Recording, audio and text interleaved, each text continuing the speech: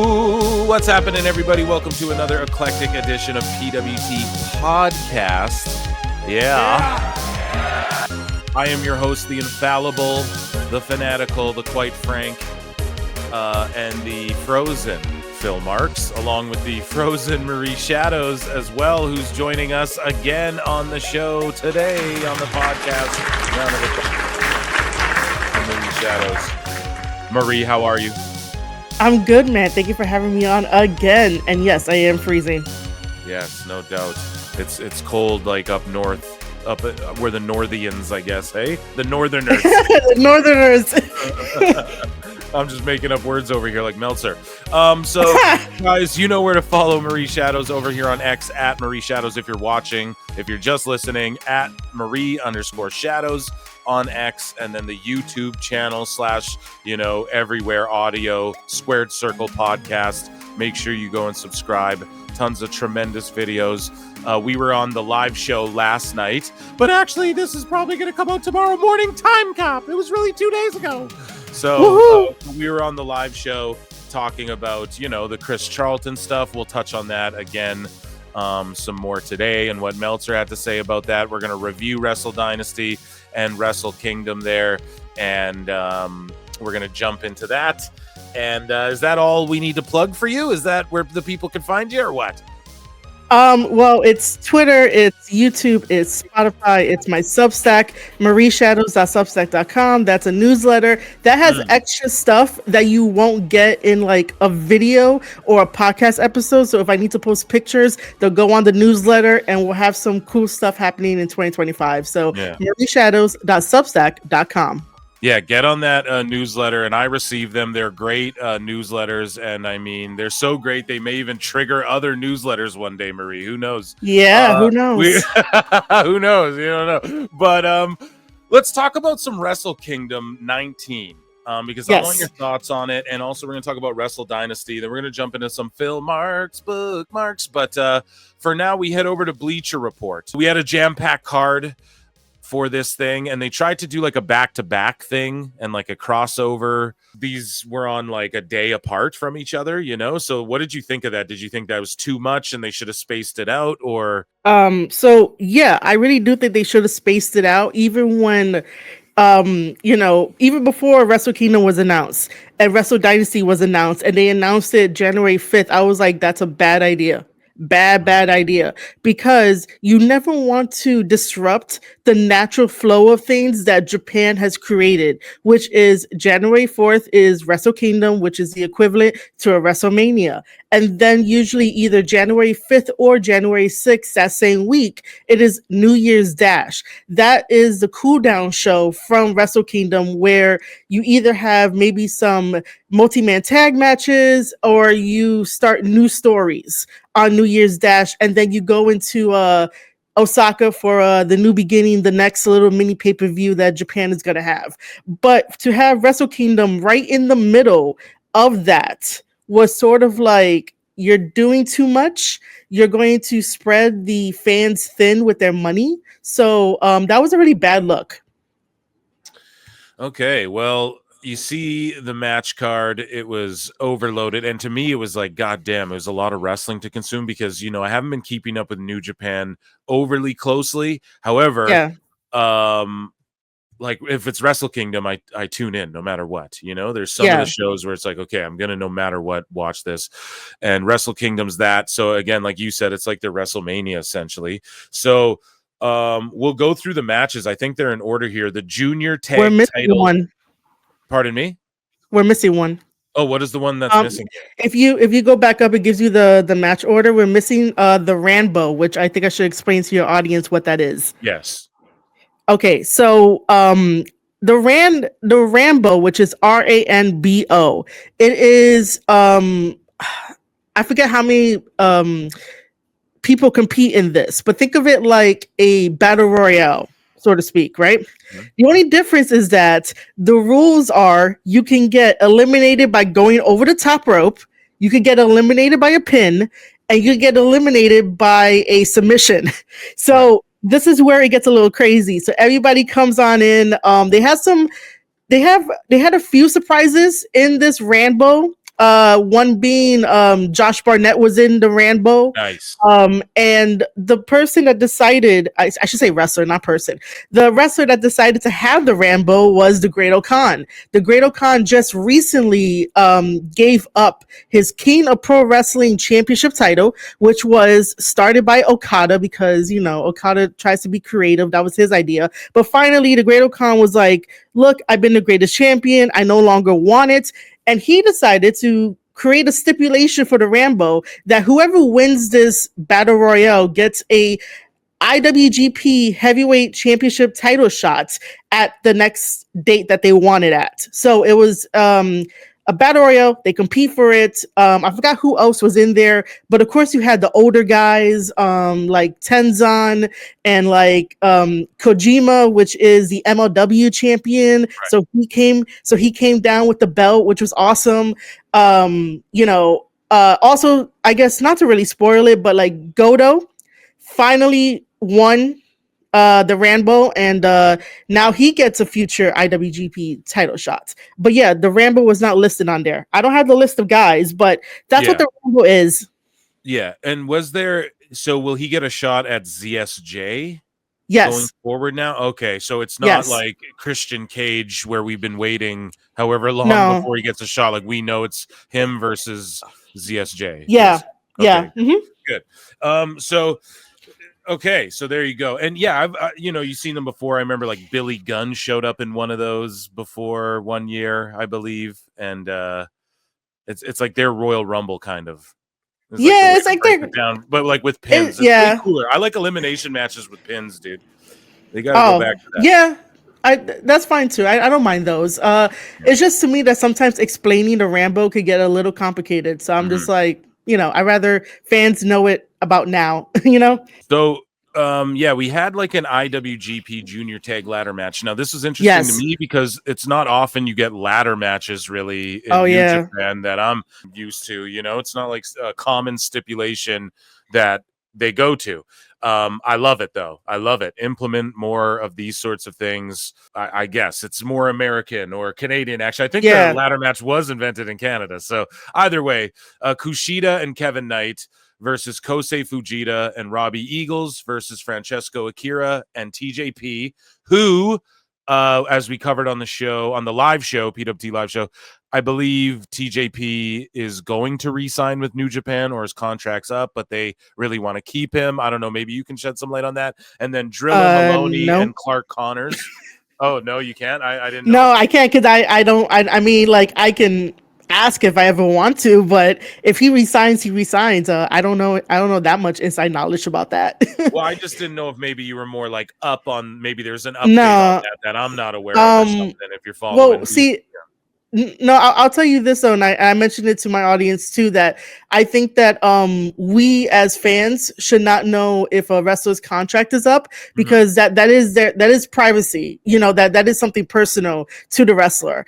I think that like if wrestlers want to get like the hype going, that they shouldn't go to dirt sheets in order to tell them, hey, put out a tweet saying that my contract is up or whatever. Like do it on your own platform. Let people discover that, you know, you want to protect your own privacy if and or not, you know.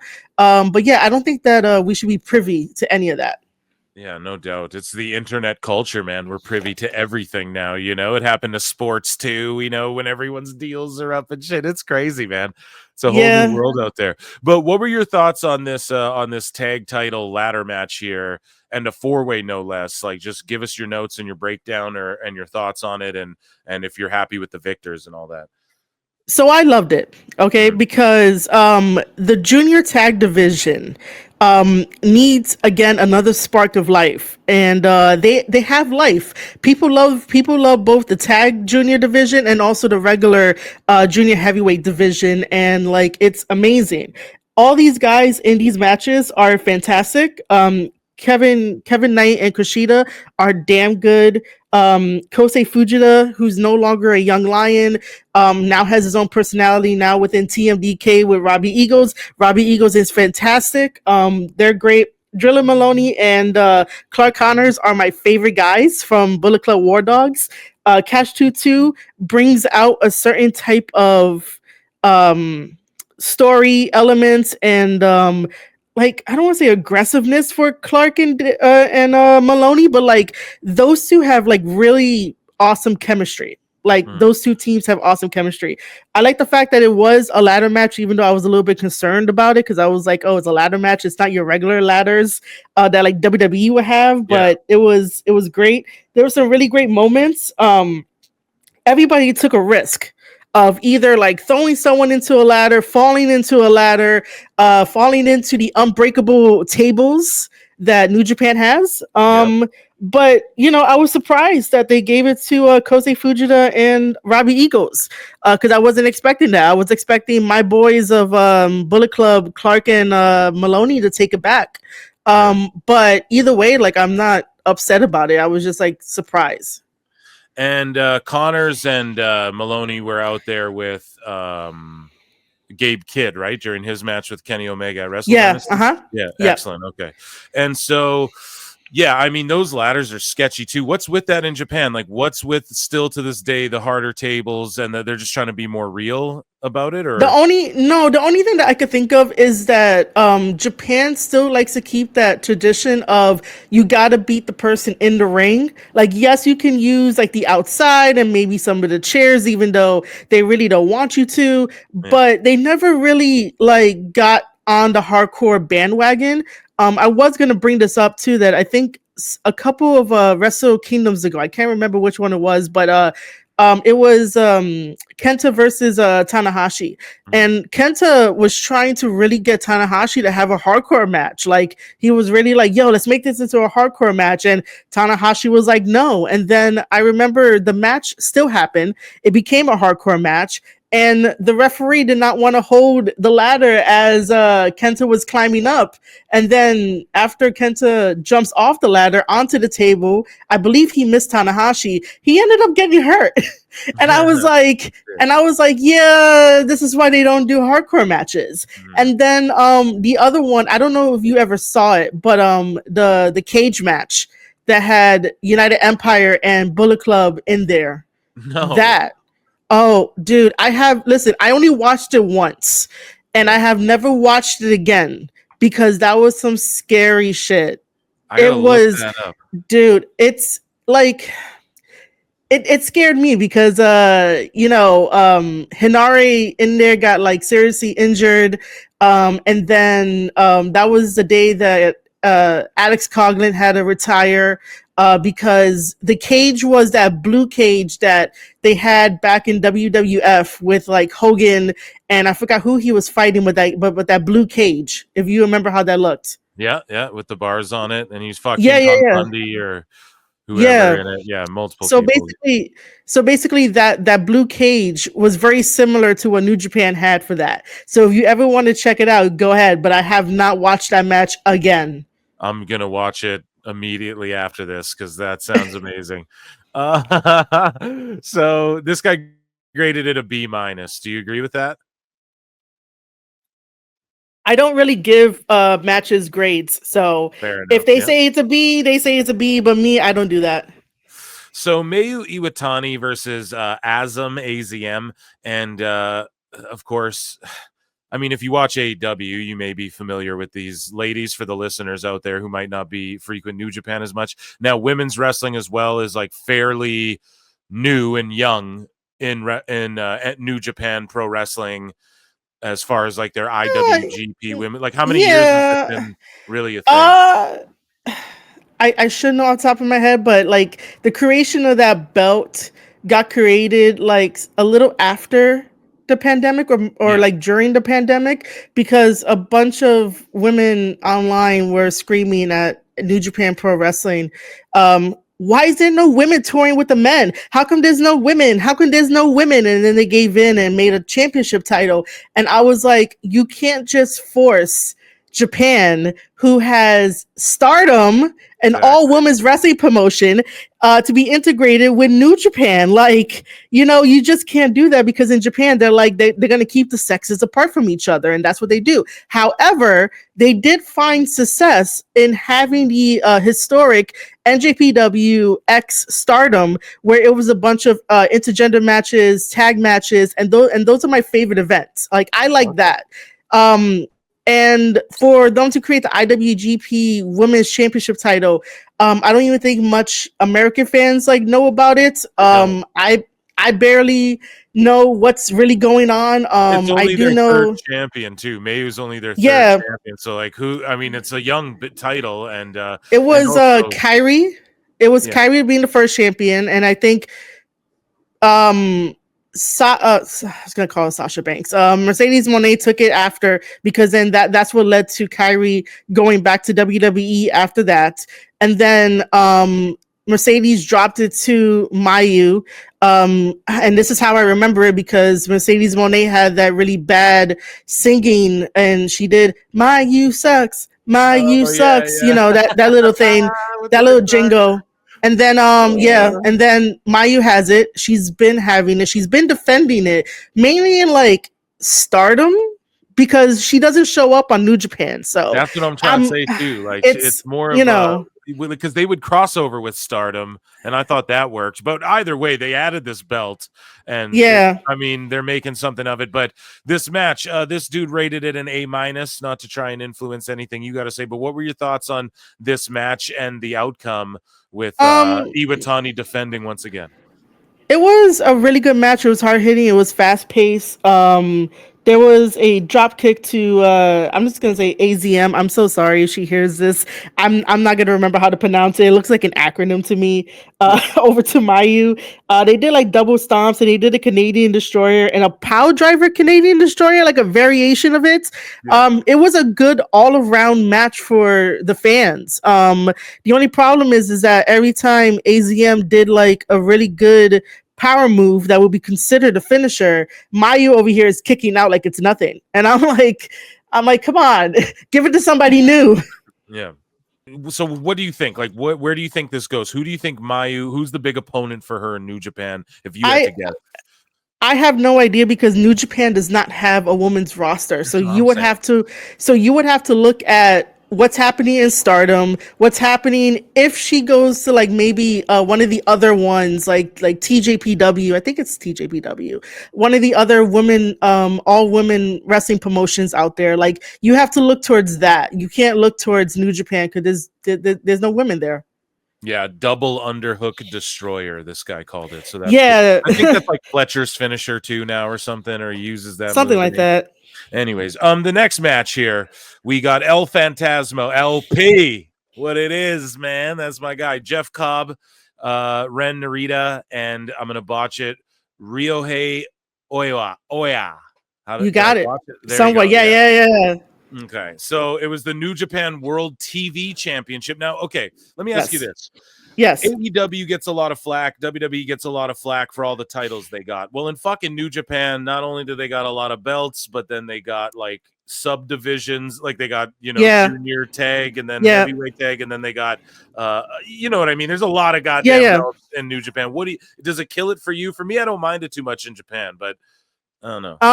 I did a video dedicated to all the belts in Japan. There are some belts that I'm just like, I'm so over it.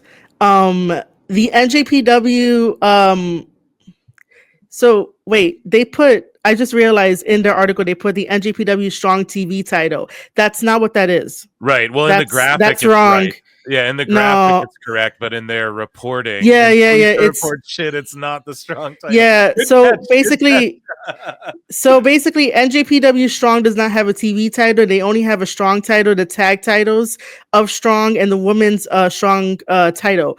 So the NJPW TV title is specifically just for the NJPW World subscription, just for their network, and this championship title is more for 15-minute matches.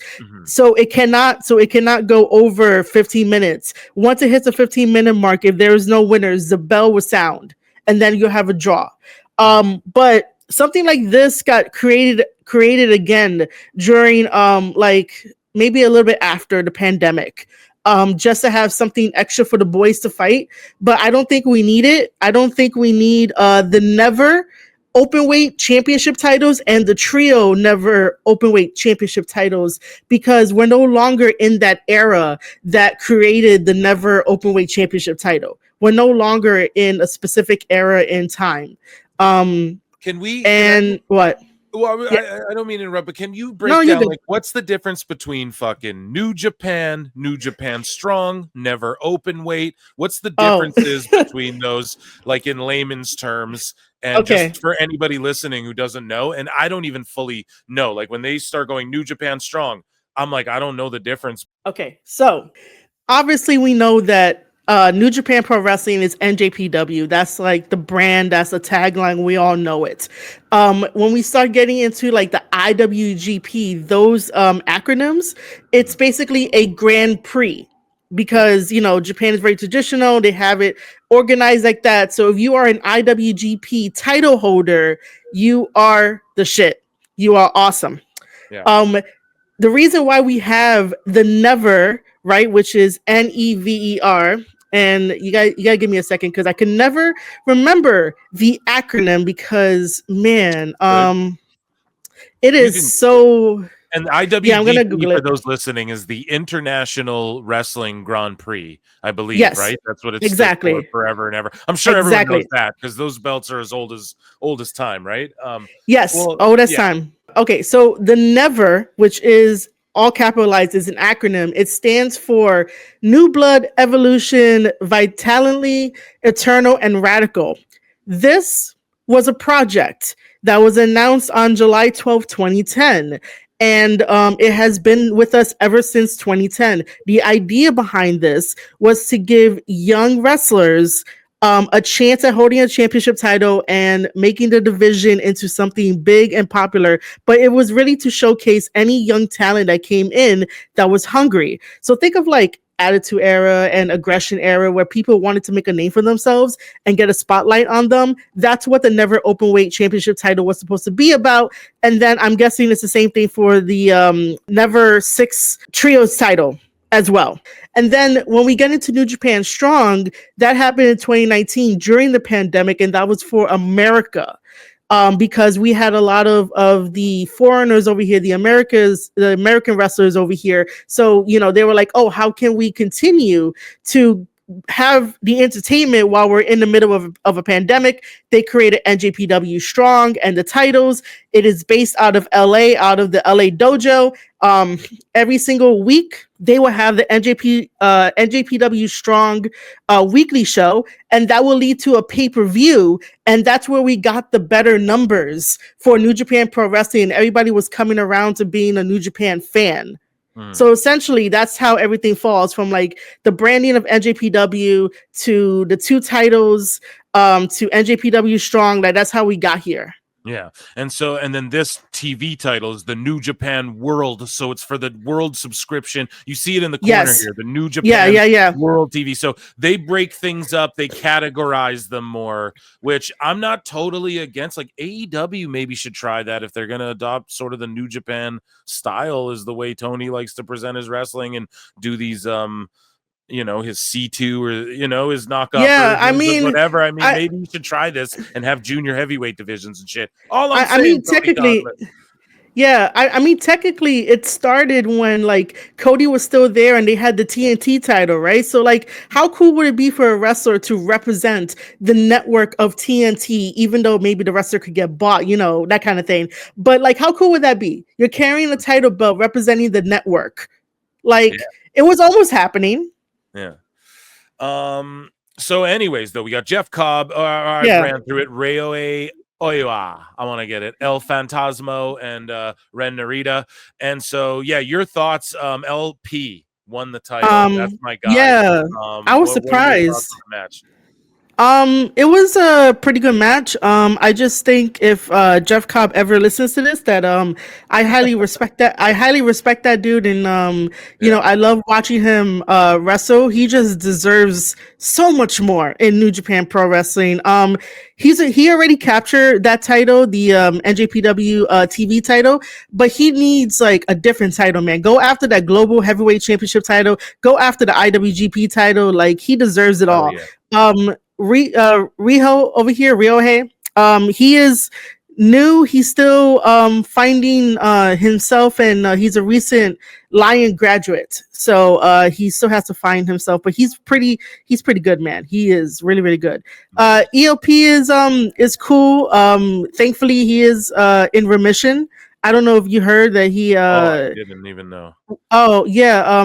So like, when he went to the doctor, they told him that they found something like within his lungs. So he went in for treatment and then came back and said he was in remission. And then he was put in the match. Ren Narita is part of House of Torture. Most people do not like House of Torture. I like House of Torture because I've said many times why they do the shenanigans. I explained it. Maybe we could get into that sometime later. But Ren Narita is a pretty interesting character. The way he goes about his character, it's pretty interesting and pretty refreshing. So that's why I like Ren Narita. But I was the way he carries himself is good too. But for ELP to win, I was very, very surprised. You know, I always have this thing of like, if someone goes through you know, something like that, I would be like, yo, just take a break, you know, take a breather, make sure your body is good before you get back into wrestling. But let's see what he does with it. Yeah, no doubt, no doubt. So Hiroshi Tanahashi versus Evil, and yeah, Jeff Cobb, dude. Not saying I don't want New Japan to get poached of everything, but goddamn, I feel like in America he'd be, you know, he'd be fucking big if like someone like Triple H got their hands on him, you know. But whatever, that's neither here nor there. Hiroshi Tanahashi versus Evil. Would you call Evil a legend at this point? I guess he's getting up there. He's like a New Japan. He's getting up there. Yeah, he's a vet. He's grinded it out. He's held all the belts and shit, right? I bet you someone in the comments are going to yell at you for saying that if you asking me if we think that he's a legend, someone's gonna yell at you because, man, they don't like Evil. Oh, fuck, I know. Is it Evil? What wasn't it? Evil all caps before too? Yeah, but yeah, it doesn't really matter. Okay. No. But anyways, though, Tanahashi, he's still doing the damn thing now. Yeah, I don't know. A legend. Super legend. Yeah, super legend. For those of you who don't know, he'd be comparable to like a Rock or a Stone Cold, I guess. John Cena. John Cena. Like, not character-wise, but as far as like popularity and legend, like what he's done, accomplished in New Japan. I'm sure most of you know that if you're listening or watching, but either way. And then Evil, just everyone hates Evil. And everyone fucking hated him when he got the world title there. And I like Evil, by the way, because like I said, I understand why House of Torture does what they do, and I've explained it multiple times. But Tanahashi gets the win. Yeah. Now, do you think that's the right call? And Tanahashi as well, folks, the president of New Japan. That's a shoot, right? That's real. I don't know if he's like booking himself or what. I don't know how. I don't know, dude. Why would he get the win over Evil? What's Tanahashi building towards here? Because this is where like this match got really convoluted. Because originally it was like a lumberjack match. The lumberjacks were out there, meaning that like Evil's team was out there, and then Tanahashi's team is Hontai, Hontai, not hentai. Hontai. Don't do it. I already know. But yeah, it's Hontai, not hentai, guys. So his team came out there with him. And basically, like, it's a lumberjack match. The first stipulation was that if Evil defeated Tanahashi would have retired in 2025 rather than in 2026, because Tanahashi made the announcement in one of the other pay-per-views that he was going to retire in 2026. And I was like, That might be too late, sir, but we'll see what happens. And then I don't mean to and then laugh. after I no worries. And then after that, right? It was the match was just solidify of like if Tanahashi loses, he retires early and he gets to like just be the president of NJPW. However, they also added a stipulation, what Tanahashi did, saying that if he loses, on top of retiring, he's gonna cut his hair off. And I was like, are you doing a hair versus hair match too on top of your retirement, sir? Like, what's happening here? And you know he ain't shaving those locks while he's still got Yeah, that's why I was like, what are you doing? But the match was a typical good versus evil kind of match. That kind of story, that kind of build up. It was really good. Like I enjoyed it. I enjoyed all the entrances. I enjoyed the fighting. I even enjoyed everybody else getting into the mix. There was just like one part where it was like kind of weird because I thought that the match was gonna end by sharpshooter, but like it just looked like a fuckery, and I was like, what? And then it kept going, and then Tanahashi wins with a freaking roll up. I think it was like a roll up. What did I put in my notes? the Tokyo Dome screw job, pal. Sharpshooter to the finish. Then you go on home.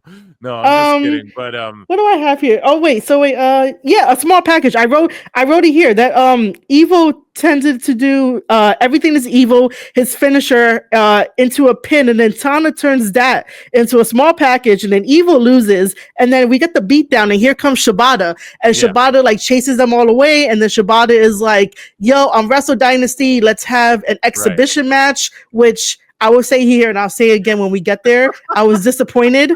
I was just disappointed. I was disappointed. But yeah.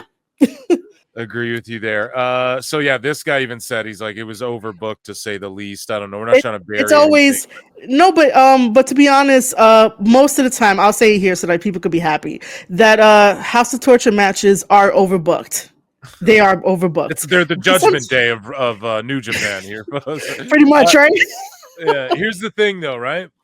I like that you brought up the entrances because it should be said for Wrestle Kingdom and Wrestle Dynasty, and I'm trying to push this fucking we need more people watching New Japan here. I'm on team New Japan here, okay? So awesome. If you're a Fed fan, a Federales, if you're an E-Drone, okay? If you're down with the Federation and you're like, "Oh man, why would I watch New Japan?" Here's one thing they do well. They sports entertainment it up, and it's very sports based, and it's also the entrances are brilliant and the fucking attires on the way to the ring are great, and the big trons and the flames or smoke or whatever they choose to do, right? It all depends on who's coming out. They're fantastic, and a lot of the music is really good too. Some of it's fucking like Zack Sabre Jr. stuff is like, I don't know. I get it in Japan. I get it. Like it would just make some people laugh though, you know, in America, maybe not so much, but however, their entrances, the pageantry, if you will, of it, if you like to be sports entertained, New Japan will sports entertain the fuck out of you. Now, I know it's hard to like, maybe you're tuning in for the first time or you're watching this, you're like, oh, come on now, Phil, Tanahashi versus Evil, who's this? And it's like, dude, if you understand Tanahashi's like a John Cena, and then if you understand who Evil is, I know it's hard to go back and get all the lore. So now I'd say we're sort of seeing like a change. I don't want to say a change, but there's sort of like a shift in New Japan happening right now. Now would be the time to jump on, folks, and start watching and get to know. Like, I think there's going to be sort of, I don't know, because we have like the Gabe Kids and the Jeff Cobbs and this sort of wave of guys who are like, and ZSJ, who's really like, nah, we're fucking standing here and fighting for New Japan, you know? And they're sort of calling out the AEW bullshit a little bit, whether it's a work shoot or not. We'll get into that. Chris Charlton got in trouble, so who knows? We don't know if this is we don't know who's working or who's shooting here. Either way, though, I would just say that, like, Tanahashi, he's just like, his entrance is cool. He's just got something about him, and the pageantry and all of that. If you want to be sports entertained, fucking New Japan knows how to sports entertain you. And if you like overbooking like the Judgment Day, then hey, House of Torture for you. But anyway, it is Shingo Takagi versus Konosuke Takeshita And we have the never open weight championship, as you explained before. So Takeshita would definitely fall under the category of a never open weight as in any weight class can challenge for it, never as in the criteria of like the new up and coming whatever. Does Shingo Takagi fall under that category in New Japan? Well, he's certainly not new. He's a veteran. You know, he came from other promotions in Japan that is escaping my mind, and it should be on my mind. But Shingo is the guy that you would want on your roster and you would want in your company to build alongside you. This guy is super loyal to New Japan Pro Wrestling. When we were, I guess getting away from the pandemic a little bit, and when they made him champion for IWGP, man, he held that company on his back as well. And you know, I love Shingo. I love Shingo, but I need Shingo to go after different championship titles. Maybe now after this one, he can go after other championship titles because unfortunately, Konosuke. And by the way, I say Konosuke because if I try pronouncing, his second, not really a second name. If I try pronouncing that, I don't want to misspeak on it. I don't like doing that, so it's Konosuke to me. But Konosuke is a double champion, which doesn't make any sense. This match was definitely hard hitting. My one biggest gripe is that Konosuke don't freaking sell, man.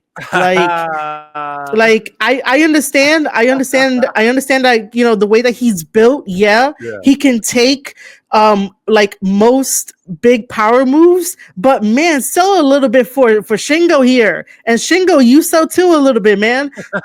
Like for people who just want like a fight, you know, they'll probably enjoy it, but the hype behind Konosuke doesn't really pan out. And I don't care if I get the heat. Like I made 2 videos on it about getting the heat, and I was like, look, you got to tell me something different. He needs substance. He needs a character. What else can he go on other than his name? Like, come on. Other than like, oh, I beat Kenny Omega, now I'm the Alpha or whatever, and I don't understand that. That's like his only thing, you know. But yeah, Konosuke Takeshita, I love him. However, yeah, sell more. That's the problem with fucking AEW wrestlers, man. It starts wearing on them. Like you wrestle there, you forget how to fucking sell. I don't know what's going on. No, I'm just joking. But I noticed at the bottom here, there's a liner note. There's a fine print. Here should Takeshita remain the AEW International Champion as of January 4th, this match will be title for title. So basically, this match was just for the never openweight championship title. I'm guessing in the event, because on Wrestle Dynasty, it was whoever won this match faces Ishii, but Ishii was only going after the never openweight championship title, which, by the way, Ishii has the most title reigns for the never openweight championship title, so he doesn't need any more reigns. So it's confusing. Ishii's like a vet, so he doesn't really fall super vet, the never category, I guess. And then not now. But yeah, so El Desperado takes on, what is it? Dookie? No, listen. Stop doing your Chris Jericho impression. Okay, stop doing your Chris Jericho impression. It is Doki.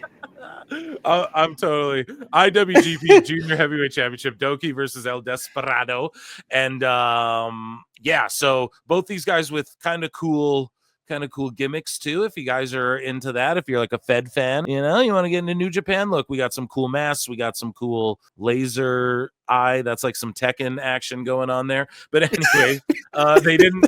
So you will put your thoughts on the match. Of course, an incomplete match here.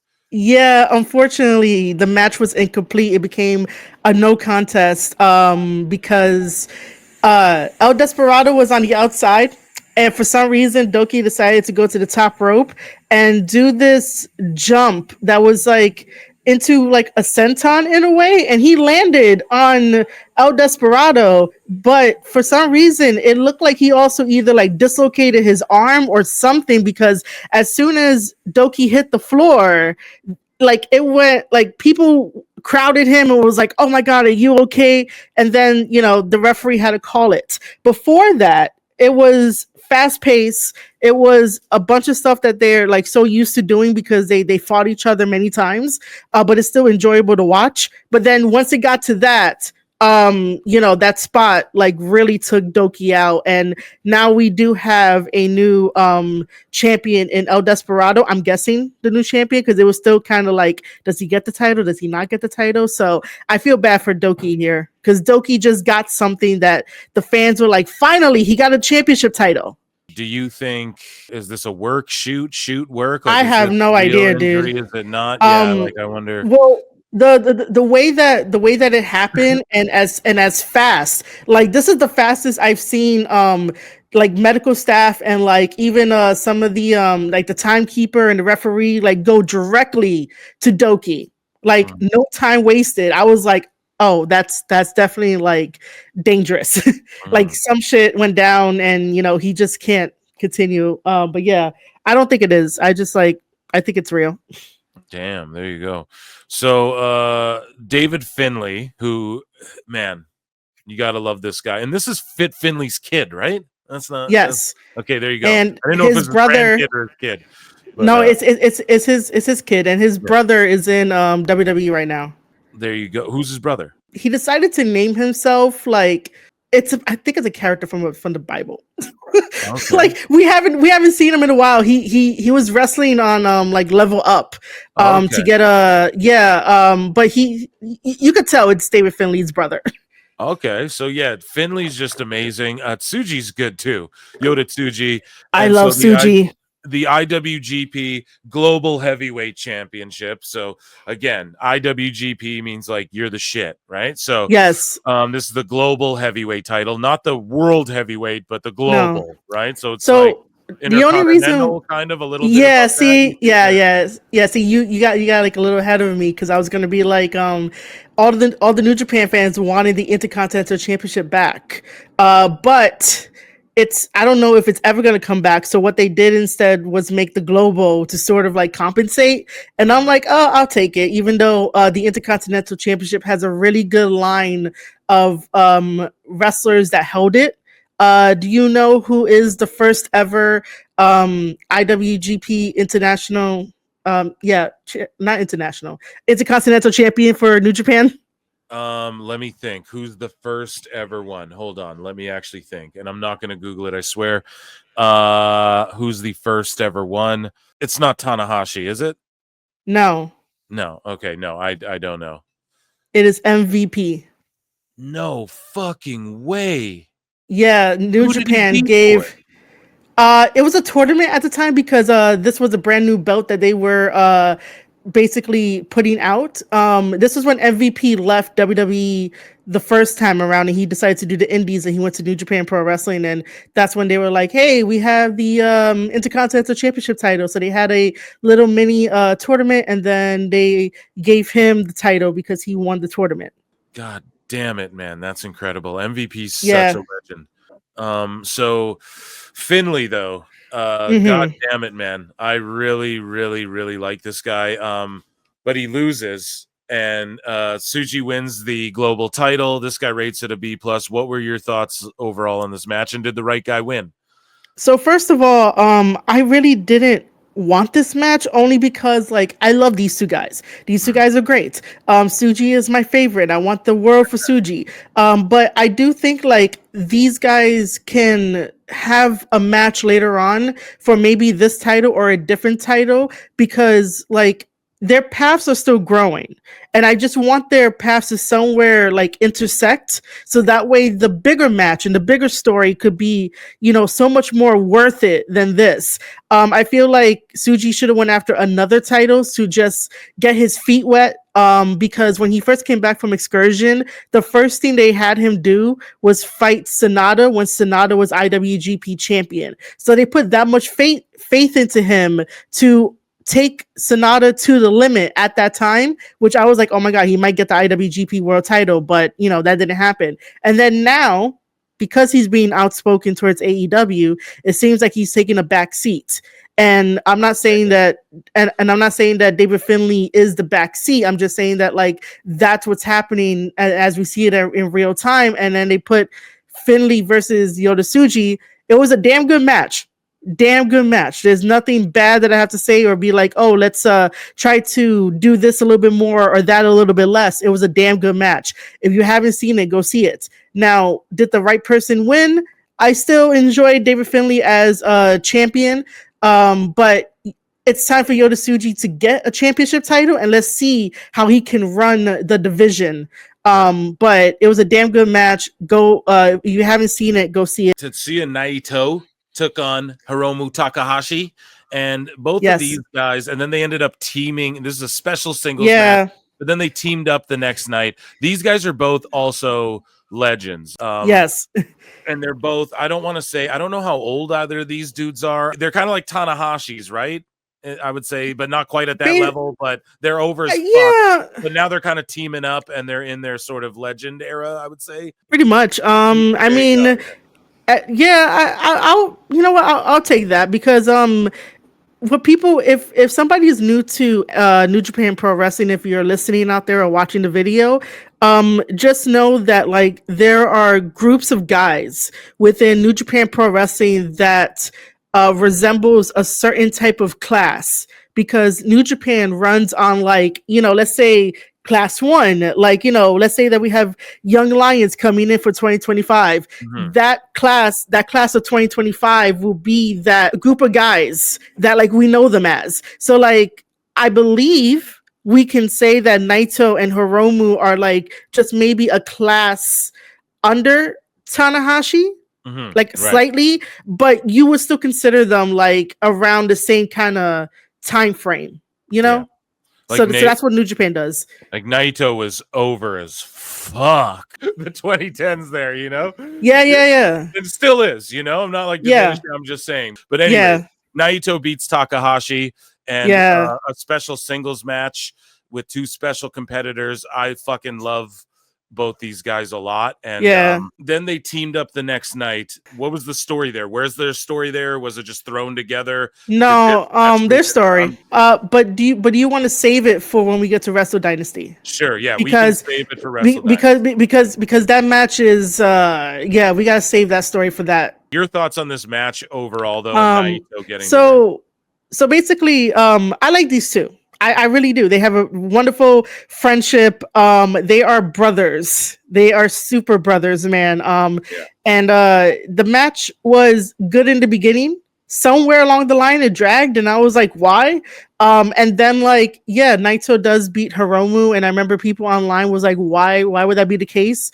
Because if Hiromu beat Naito, it's going to be implanted into your brain, or like, you know. It's gonna be like implanted into your brain that Naito is gonna retire, even though he says that he's gonna retire soon, but like now your brain is like, oh, he's gonna retire like soon, you know what I mean? So, and I just think it's also a respect thing too, because then, like, you know, it's Hiromu's teacher in a way.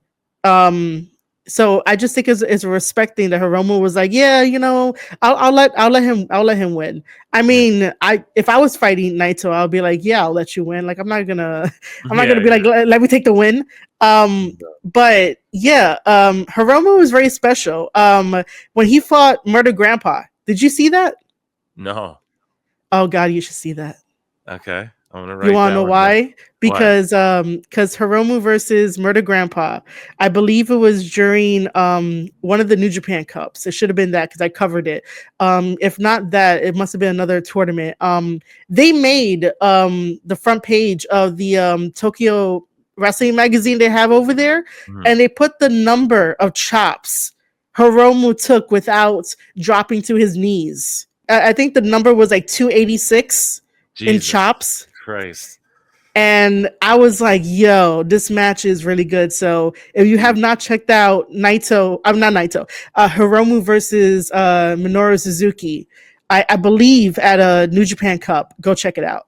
God damn, 200 chops. Yeah, dude, they counted it. I was like, who counts that? That's 150 more than Bret Hart ever took. No, I'm just joking. Bret Hart's the GOAT. But he hated getting chopped. Zack Sabre Jr. versus Shota Umino, and this is for the IWGP World Heavyweight Championship. I'm sure everyone's familiar with these two names. If you're not Zack Sabre Jr., he competed in the Cruiserweight Classic in WWE at one point. I believe he had a couple NXT matches, but he's mostly well known for his time in New Japan and like all over the world, really. You've probably seen him in AEW. Shota Umino. I don't think he's really wrestled outside of New Japan, has he? Well, because he's part of the Young Lion system. Yeah. Even though he obviously graduated, he's not really known for anywhere else. But Shota right now, he is a polarizing figure within the Japanese fans, and it just boggles my mind. Why is he so polarized? Because okay, so Shota Umino, when you see him, if you guys are watching the video and you see the way that he's dressed, Shota comes out looking like half Moxley, half Tanahashi, which is an incredible feat to pull off, right? Because Shota will come sometimes, if he can, come riding in on a motorcycle into the arena, and then he'll hold the Death Rider's jacket where like it says shooter on it in resemblance to Moxley, because Moxley took him under his wing when he was a young lion, which was, in my opinion, a bad thing to do, but let's not get into that. So he goes around with the jacket, and then he's also a good guy. So good guys end up like giving high five to the fans and like the merchandise out. So for the most part, for the events of New Japan Pro Wrestling, you see a lot of women and children. And yeah, you do see men sprinkled into the audience, but the women and children love him. They're cheering him. Shota gives them like the merchandise. And then when he gets into the ring and he does something against like Zack Sabre Jr. in this match, he gets booed. And I'm like, I don't get this. I don't get this at all. And then he got booed too when he tried to force himself to get this match at Wrestle Kingdom. And I'm like, oh my God. Also, Shota's having an identity crisis. And I'm like, bro, you are such a good wrestler. Even though you still need some polishing, you're such a good wrestler, but you have to find your character, sir. You have to find something. You got to get rid of Moxley and his influence and become like, Shota. And then what do you think about ZSJ and like how he's carrying the company and doing his thing? I always say that I'm not a Zack Sabre Jr. fan. I'm not. I just don't get him as a character, even though he's really not playing a character. He's just playing himself. And it's probably because I don't understand much of like British stuff and personality. Like there's some stuff I get, some stuff I don't get, but I just don't get it sometimes. But I will say that I have always respected Zack Sabre Jr.'s technical game, because I love technical wrestling. Like, you show me technical match, I will get super excited, I will get super giddy, I will become a geek. I would. With Zack Sabre Jr., sometimes in the matches, there are certain things that he does that gets me a little bit frustrated. And I'm like, dude, stop doing that shit. But other than that, like, him carrying the company, it's very, very early.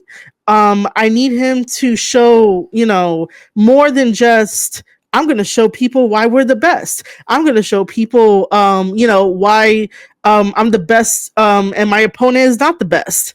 I just need to see a little bit more substance.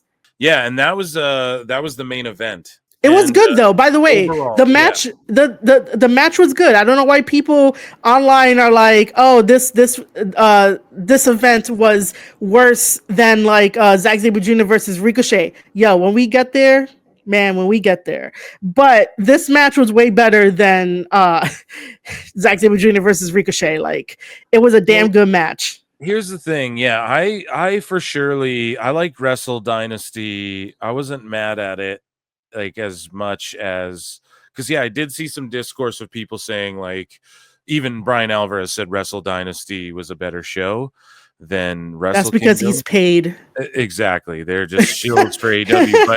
But as someone who's like an E-drone, everyone wants to accuse me of being a fucking E-drone. I liked Wrestle Dynasty too. Like, I did enjoy it. I feel just a little better than this, but you're more invested in these characters and these. Yeah, I am. Whereas me, I'm watching Dynamite every week still. So I'm fucking like, I don't know how you do it, dude. I know I'm a masochist. What can I say? I like punishment. Yeah. But no, like, I'm more although I think what Ricochet's doing is kind of goofy, let's say, even Jack Perry, I fucking don't like Jack Perry at all, but I at least like keep up with it every week to where you're keeping more up with like what these characters are doing, you know, Tsuji's doing and all of that. And Clark Connors, which by the way, I want to add on to that because you mentioned Jack Perry, and we're going to get to Wrestle Dynasty in a moment. Right. I would just like to say that, can we please just keep Jack Perry in New Japan Pro Wrestling so he can breathe, because he is good. He good, and then wrestle and shit. Yeah, and then basically with the whole scapegoat the scapegoat gimmick, let that run wild on New Japan Pro Wrestling with House of Torture. It will bring a freshness to House of Torture. Yeah, like leave them there in Japan. What do you? Well, let me ask you a question ladies and gentlemen, actually first, let's do a round of applause for our Wrestle Kingdom 19 breakdown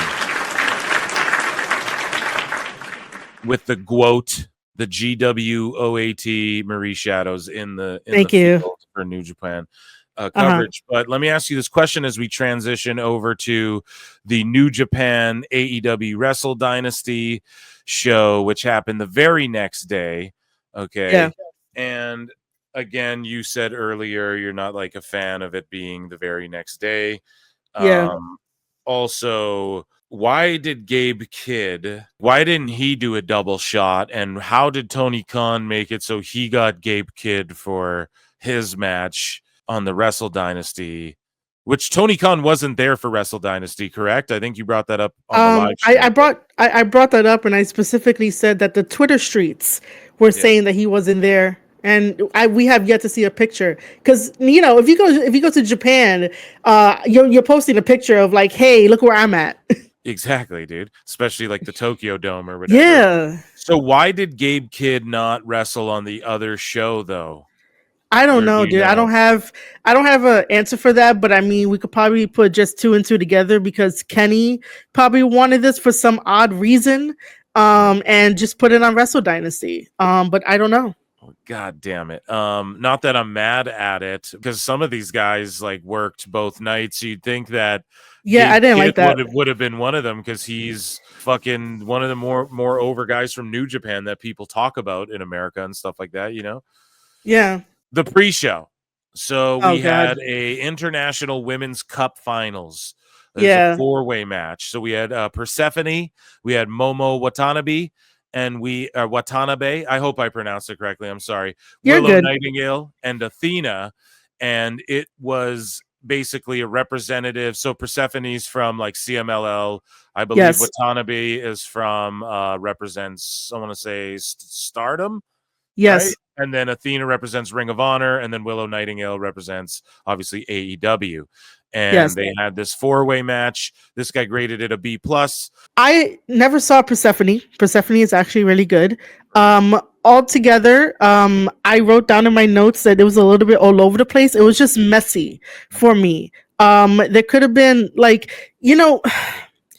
if Tony Khan would have played it smart, right? Because people tune into AEW. If this was going to be like a tournament and these are going to be the final 4 women, I would have had them. If this was done months in advance, right, to build up the story, I would have had them on AEW getting in reps, because they were missing the chemistry, because all of them were like waiting for the spots, waiting what to do next. And it just felt like really, really messy to me. It was solid, but it was just really, really messy.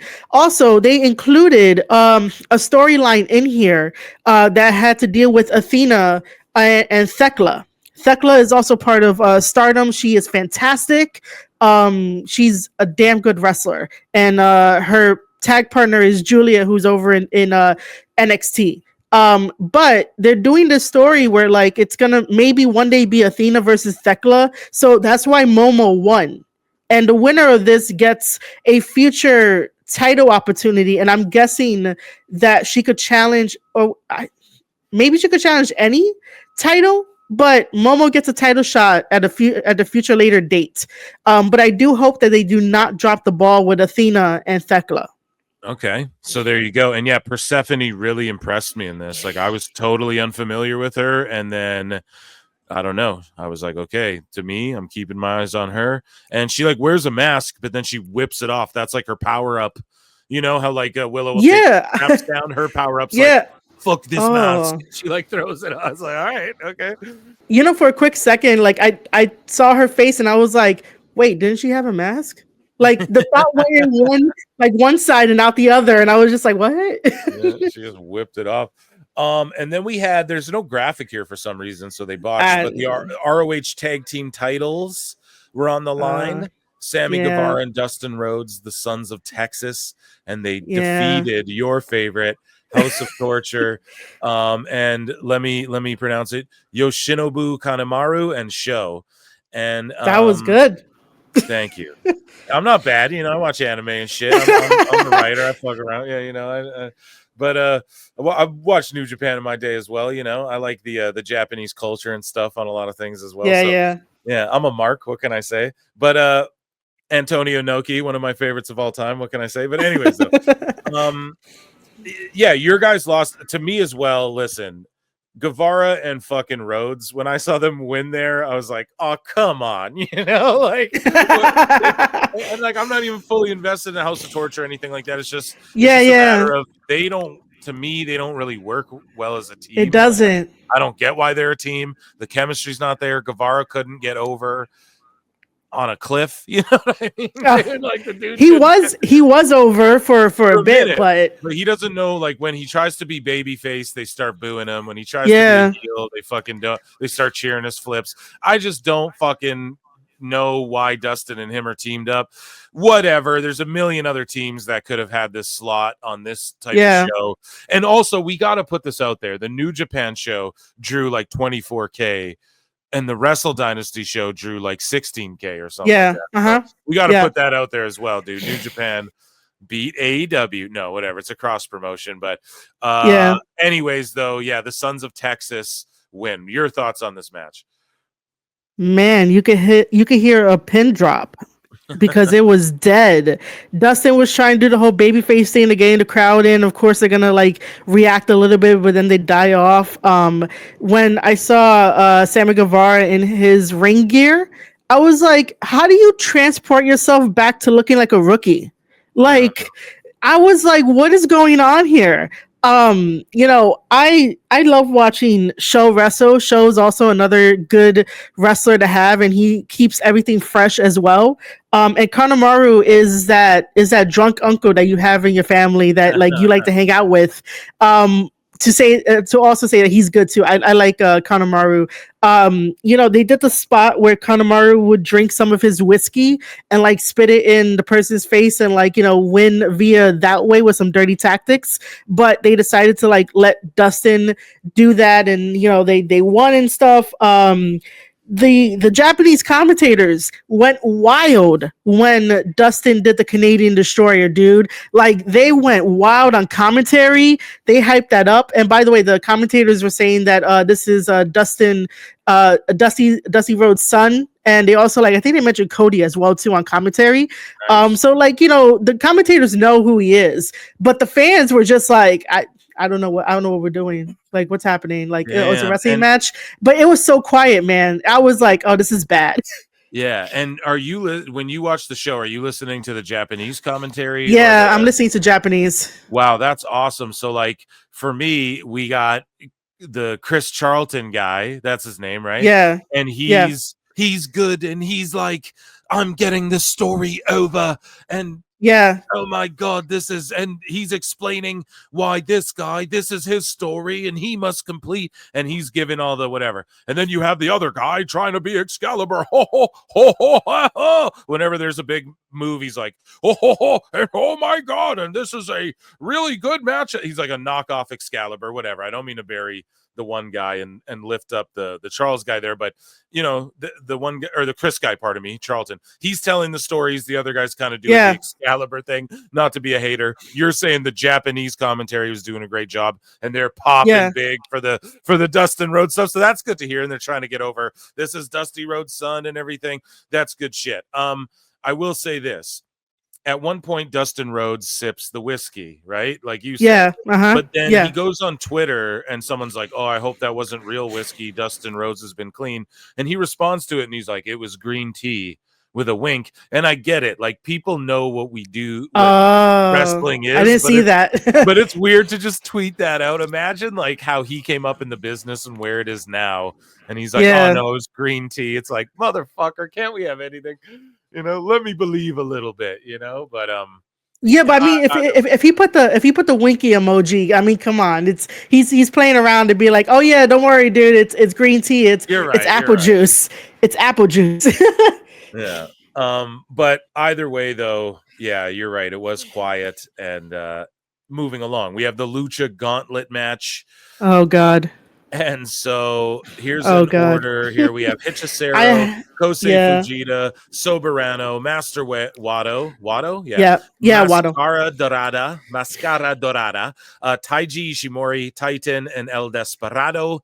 And this was like a casino gauntlet, and that's the vibe I got from it as well. That's how this guy refers to it. It came across like a casino gauntlet. And this is what I didn't know. Like, if one person gets pinned, is the match done? Like, my whole thing is that's exactly what happened. Bro, I can't buy into the casino gauntlet or the lucha gauntlet. And Tony Khan booked this because it's like, yeah, he did. It doesn't make any sense even in kayfabe. You can't have me honestly believe that there's a match where you tell 8 competitors, or let's say 16 people in the gauntlet match that he does for AEW, or 8 people, however many people. You mean to tell me you book them all and are like, you're in this gauntlet match, and some of them come from other promotions, and some of them are surprise returns like Nigel McGuinness was, and one of the ones Tony booked at like All In or whatever, right? So you mean to tell me you got all these wrestlers together in the back for, let's pretend in kayfabe now, and the stipulation is, oh, well, the first 2 guys go out there and let's say one of them pins each other, then you all just go home. Like the match can just end. You're all here, but the match can end before all the entrants come into the match. That just doesn't make sense kayfabe wise. So you mean to tell me 3 guys can come out, pin, and then Nigel McGuinness was supposed to be a surprise return, and then it doesn't happen. What would he have done? Tweeted it out and gone, oh, well, I was supposed to surprise return, but my number didn't get called. Like, how would you explain that kayfabe wise? So not only does the match not make fucking sense like IRL, but it doesn't make sense kayfabe wise either. And I don't know who's not explaining this to Tony Khan. Someone, nobody. In New Japan, CMLL, someone tell this fucking guy that it just, you understand, in kayfabe it doesn't make sense either. That you know what he could have just did just to save some time? Just make it into a Rambo. Yes, or just make it where, okay, the first fall wins after everyone's in the ring. Yeah, right? Yeah. Or everyone gets eliminated by pinfall, or whatever the fuck. You can't make it so, the first 4 guys come out, then the match could end. Because then we know that every opponent's going to come out. We know every wrestler's going to make it to the match. So you're already telling us, in kayfabe, you're already telling us that the first 2 guys aren't going to pin each other. So why is that the fucking rule? Why would that be the rule then? You're telling us it's not going to happen because the other competitors aren't going to make it out. Every casino gauntlet or lucha gauntlet we've had so far, every competitor makes it out. So it can't be first falls the finish. It has to be when all the competitors come out, then the first fall, or just make it a gauntlet match where the first 2 guys go at it, someone gets pinned, and then the next 2 guys go at it, Yeah, like normal. Or Ronbo, like you're fucking saying. But either way, this was just your thoughts on this. Ishimori won. Taiji getting the win, I was like, whoa, what happened? Because I felt like I blinked and then like I missed what the hell happened. This was all over the place. I don't know why Kosei Fujita was in here. He's a champion. Like, he should be relaxing. I do like the fact that Master Water was in here, which just translates to Master Water, if anybody was wondering.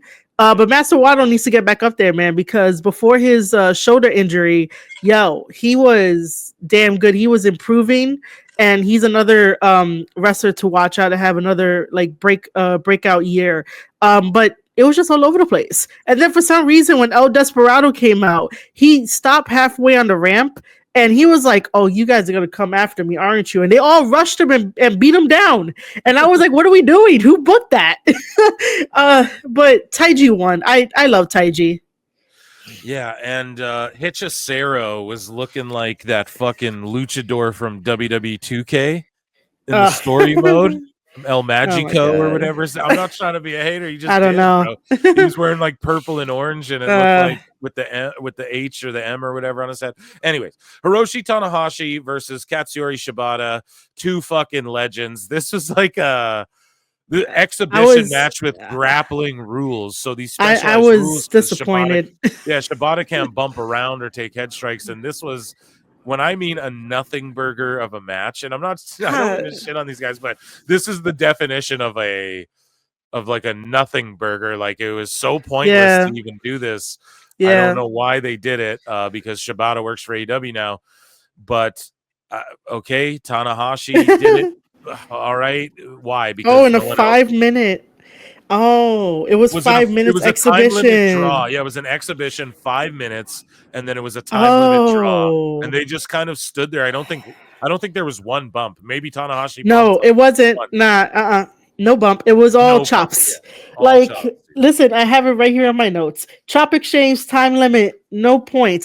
By the way, I was keeping score for Wrestle Dynasty to see like who won in the end. But yeah, this match does not get any points from me. I was disappointed. Do you think I was like, what are we doing? Do you think no one from New Japan, like, isn't there heat with Shibata because he like took off and took the money from AEW? Yeah. I just think that like when the injury, the brain injury happened with Shibata, it scared everybody because he could have died. Like legit, he could have died, but luckily they saved him. And no, there's no way in medical history where the doctor is going to open up his head, take the brain out, put it right next to the skull, and then like do what they have to do and put everything back. So no, Uncle Dave, like that doesn't make any sense in medical practice. Guys, Tony Khan. So I just think that like when big situations like that happen, New Japan is just like, we don't want that like on our record. We don't want that blemish. Like, if you feel good enough, you go do what you want to do in other places. They're just really going to be like, yo, we're going to make sure your safety is like number one. That's why now when he comes back, he gets exhibition matches for either 5 or 15 minutes. But he doesn't get like a full match where he's bumping, where he's doing, he doesn't do crazy stuff, but in the event, he wants to be like Sting going through a table. He's not going to do that, So yeah, time limit draw. It was just such a burger. Then we had Mina Shirakawa versus Mercedes Mone for the Strong Women's and Undisputed British Women's Championship, and it was like for 4 belts or so. I don't know. Mone left with 4 goddamn belts, so she left with 4. So she came in with 2. But only one of her belts were on the line. But then Mina dropped both belts to Mone, if I'm not mistaken, both of her belts. But it's only advertised as for the Undisputed British Women's belt, which I think means both of those belts. So the Rev Pro and that other one, when you have both of those, that's the Undisputed British. So, I think we just deciphered it. I don't know. Mone left with 4 fucking belts. Everyone's like, what? I thought it was 2 or 3. Yeah, either way, it's Mone, all the belts now. Mina, I mean, okay, this to me. So what Mone does is like when she's terrible on promos, she's terrible. Her stories suck. Her character sucks. Her fucking matches are pretty decent, especially when she has a good partner. This to me isn't one of even like her strongest matches in her whole New Japan / Mexico / AEW return to pro wrestling, to me, this isn't even like, I think she had a better match with Vaquer. I think that's still her best match was with Stephanie Vaquer. Who else? I mean, Statlander and her had like a pretty decent match. I guess some people were shitting on that too. Anything Mone does, people are going to shit on. This match was like pretty goddamn good, and like Mina knew how to sell Mone's super shitty finisher. I hate her finisher move. Sorry to bury it, but Mina knew how to take it. Mina's great. She, to me, she's awesome. To me, that's a star in whatever company she's in. And I'm not mad at like whoever won. Again, I'm not overly invested. in who wins these like New Japan belts. As far as like, I didn't even know Mina was the undisputed British women's. I had no idea, right? So Yeah. that's cool that Monet got those belts. Amazing. She's gonna show up to them on AEW. Show up with them on AEW rather, with probably 4 fucking belts, which is just terrible. There's already too many titles on that show. I'm looking at it as an AEW fan. However, I will say this match was pretty goddamn decent. I know a lot of people were saying this is like her best match and shit. To me, not so much. I don't know why, even though I love Mina. But yeah, your thoughts on this match overall and Monet in general, or give me your thoughts on both of these ladies as individuals as well, but also this match. So Mina just deserves better. Mina's actually good, even though I could do less with her showing off her assets, but I get it. But she could damn wrestle. But yeah, I just think that she deserves more and to do more and stuff like that. But as for like Mercedes, like I just don't like her personality, the arrogance on display, and that, you know, she says that she wants to help out women's wrestling and give women in wrestling more opportunities, and it's like, well, where are they? Like it feels like it's all about her and what she does and the belts that she has. And I've said it before that like she doesn't want to commit to at least fighting with either like one woman having a feud and being committed to that story from start to finish, and even sprinkling in some substance in between to make it like a damn good story, so we could be like, oh, there's more than one good story on AEW when it comes to the women and holding down the women's division. Not no, hey, we're gonna feud for 2 weeks. In the 3rd week is the pay-per-view. We have a match. Okay, move on to the next. You're not showing up at AEW Dynamite, meaning her opponent that got beat, and then here she comes for another celebration, and then nothing. You know, like there has to be more than just putting herself over and not putting anybody else over. But overall with the match, even though Mina was working on Mercedes' knee, there was stuff that Mercedes was doing that not only was like, yo, you got to sell your knee a little bit more, but using the knee to sort of use offense. Like you should be hobbling on that knee by now because you're deciding to use it. I don't know, man. Like the match really felt off. And I really thought Mina was going to win because of the way that she was working Mercedes' knee. But man, I literally in my notes wrote bullshit, and I don't care if I get the heat for that. I do not care if I get the heat. Yeah, I just feel like between these two, it felt like a real struggle, and that's what I like in a wrestling match, is like for it to be smooth, you know what, but also to feel like they're really fighting with each other a little bit, you know, to get their shit off. You know what, I'll back that up for you too as well. It did feel like a struggle, but it didn't feel like it was that smooth struggle where you can see it, you know, that like it was good.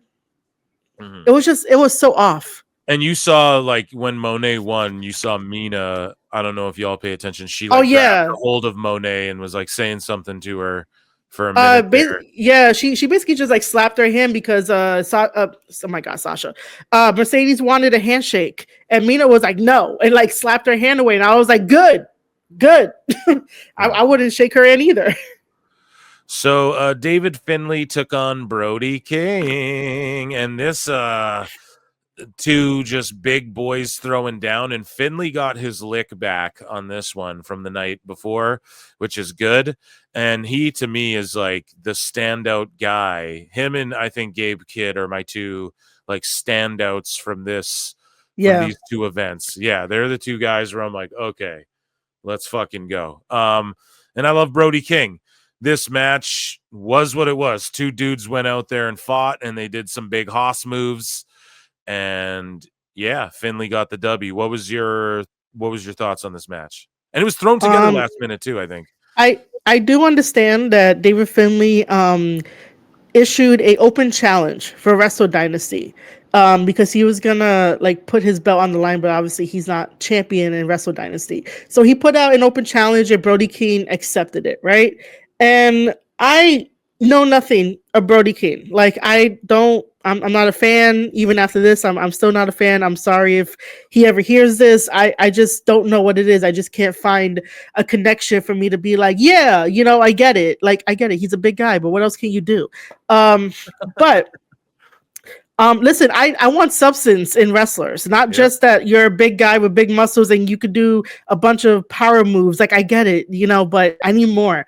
Anyway, so Brody King like comes down the ramp, and I was surprised with the gear that he picked.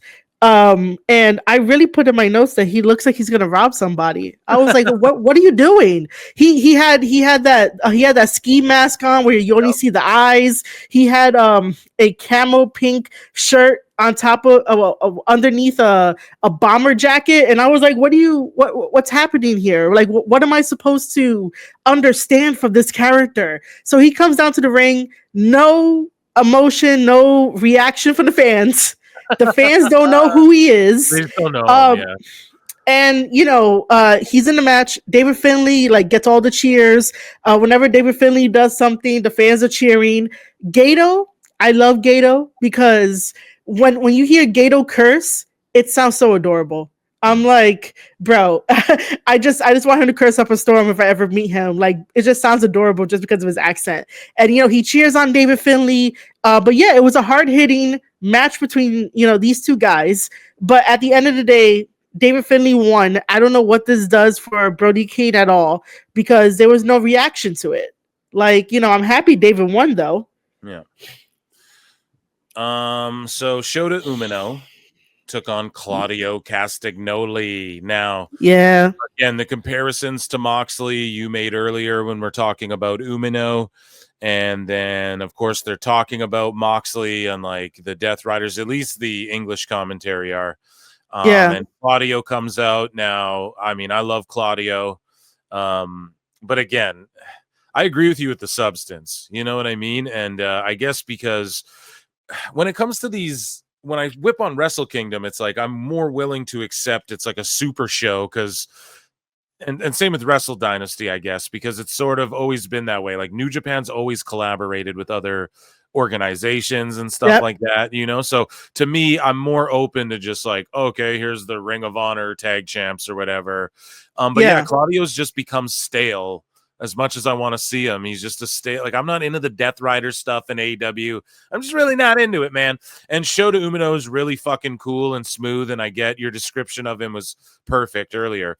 But yeah, so he challenged Moxley, and this guy wrote, Umino was told the leader of the Death Riders has other obligations, so he sends Castagnoli in his place, is essentially how this match got made. Yeah. And your thoughts on it overall? Like, Umino gets the win, as he should, but also if you follow Castagnoli like I do in AEW, it's like, God damn it, when's he gonna get his? They slapped an ROH title on him, and then since then it just, and then he lost it, and then it's just he's just been like a backup dancer, basically. Claudio's a fucking strong dude. He has a look. He's imposing. We know he can work at the highest levels, and he's got size. He's a veteran. He has so much knowledge he can impart. And instead, he's like a backup dancer for fucking Moxley. It's crazy. But anyways, not to shit all over Claudio. I do like the guy. I think the Bar, him and Sheamus, is like the most underrated tag team in maybe the history of the fucking business, in my opinion. But anyways, Umino beats Castagnoli, as it should be, especially with like how many people went over in the key matches here at Wrestle Dynasty on the AEW side, right? So Umino gets the win. I'm sure you're happy about that. What were your thoughts on the match? I was bored. Oh, like I was just bored. I have 2 lines of notes, and the only thing I have is blindside attack by Claudio to Shota. The fans are booing. This is the first time where the fans are like boo for Claudio, and they want like Shota to like do something. And then the next line. Oh, actually, no, wait, that was it.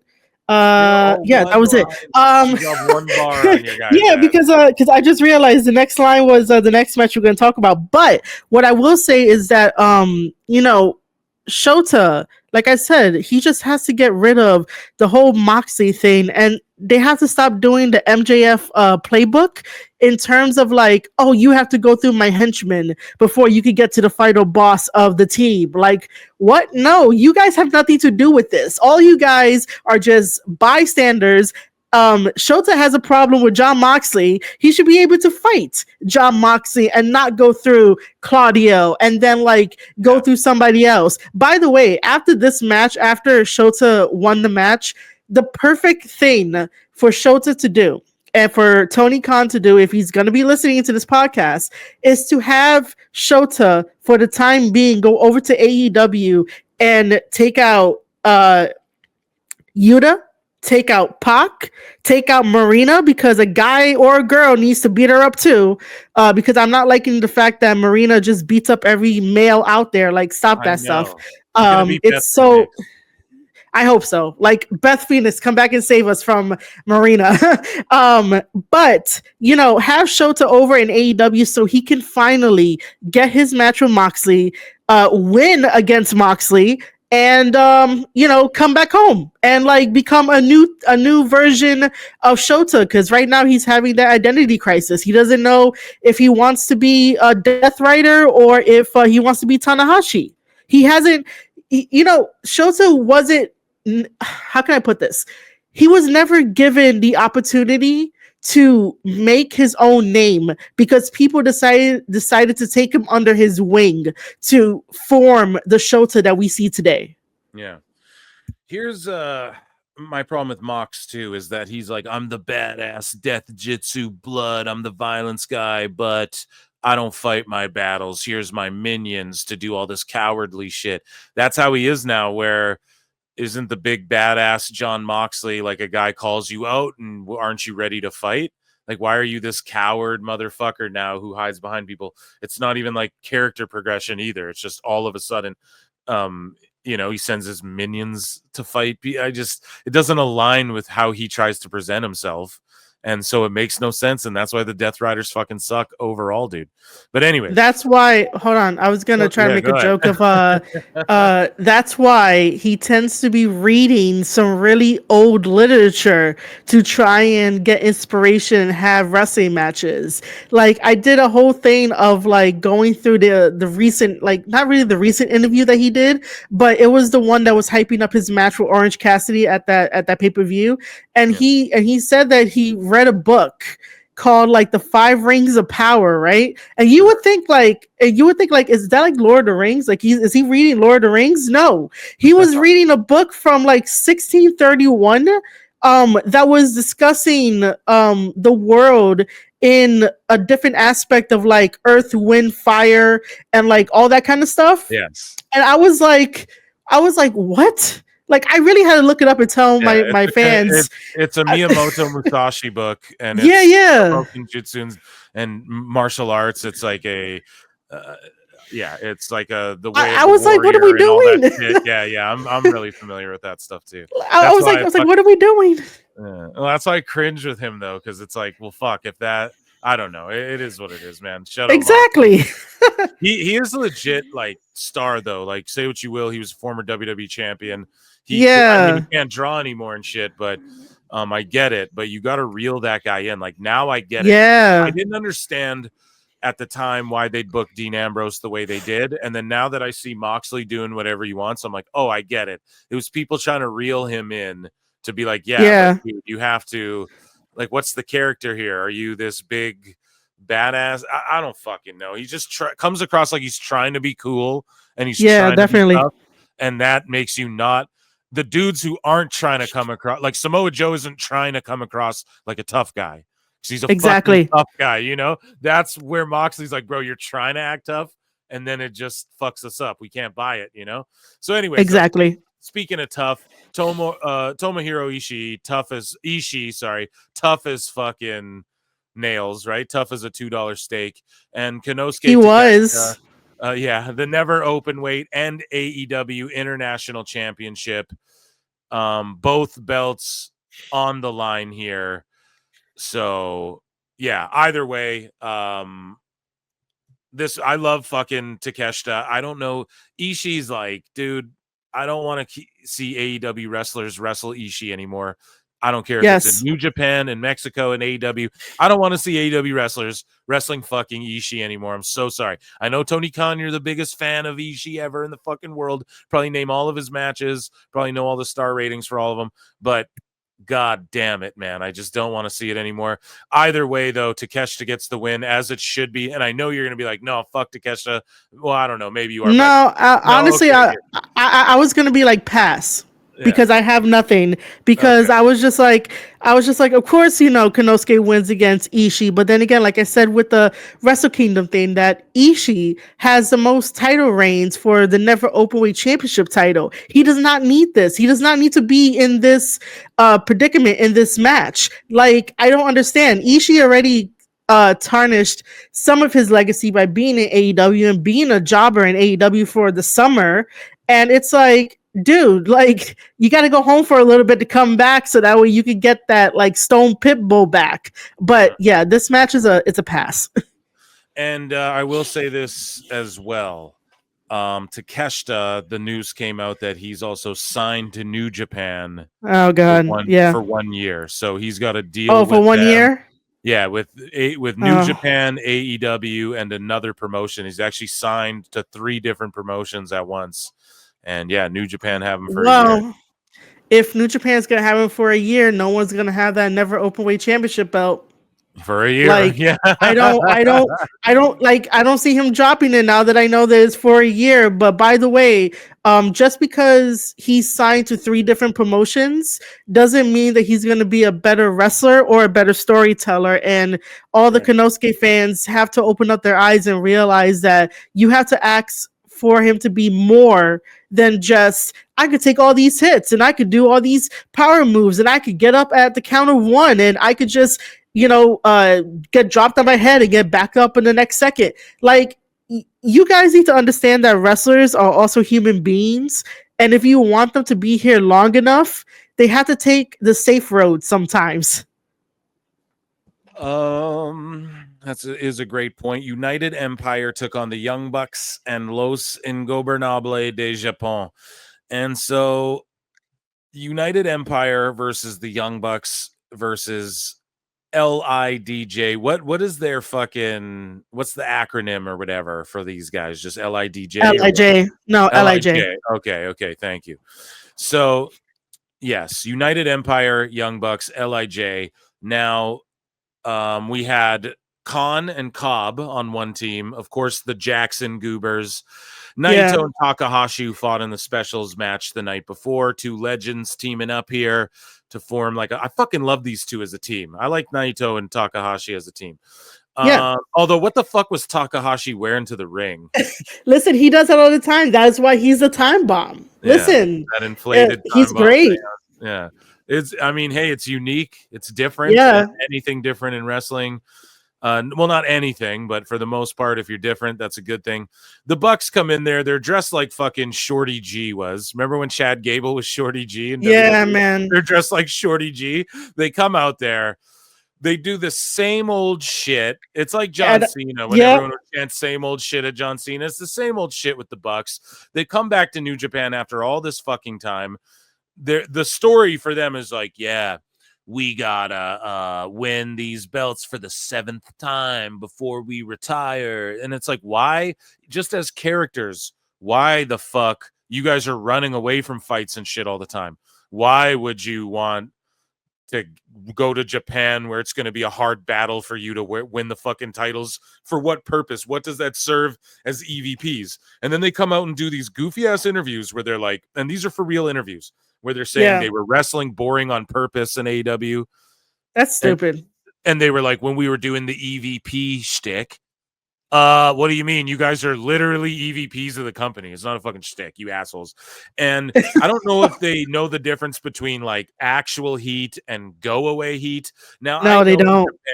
I know in Japan the people pop for their flip moves and shit like that now and again. They haven't had the Young Bucks for a minute, but even them, it's not like it used to be. The crowd wasn't reacting to them like they used to. And provided the house is probably a little bit smaller now because the interest in AEW is way down, even in Japan. But I will say this. I mean, again, this wasn't the worst match ever, but just them winning these belts, and then they're going to go hang. So times are tough in AEW. You guys are going to run away to Japan for a bit and take their belts. And it just is so gross that their tag titles, all the key matches, I felt like fucking AEW got the win for whatever Tony's agenda is. What's his agenda?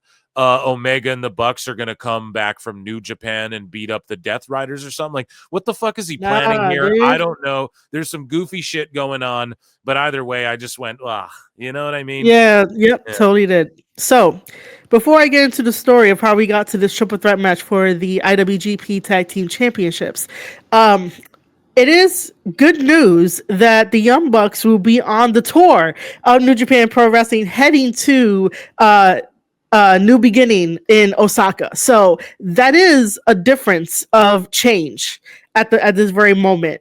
But now let's get into the story of how we got here. So every single like winter time, so like think of like November and December, it is the tournament called it's for the IWGP Tag Team Championship. So it's that tournament. I don't know why my brain is sort of like lagging at this very moment. World Tag League. There we go. World Tag League. So World Tag League, it sees all the best tags in New Japan and maybe around the world. They may come in and stuff like that. So United Empire, it was originally the Great Okan and Hinare. And they had a match against Naito and Hiromu because this was the first time like these two guys are teaming up and they're going to be in the tournament. So as the tournament progresses and we're getting down to like, you know, sort of like the semifinals and stuff like that, the Great Okan Hinare had a match against Naito and Hiromu. Unfortunately, somewhere during that match, a specific move happened and Hinare injured his knee, like legit injured his knee to the point where the match had to be stopped and the Great Okan and Hinare had to forfeit the tournament. So Naito and Hiromu moved on and then they eventually won World Tag League. So now we know that it was going to be Naito and Hiromu versus the Young Bucks.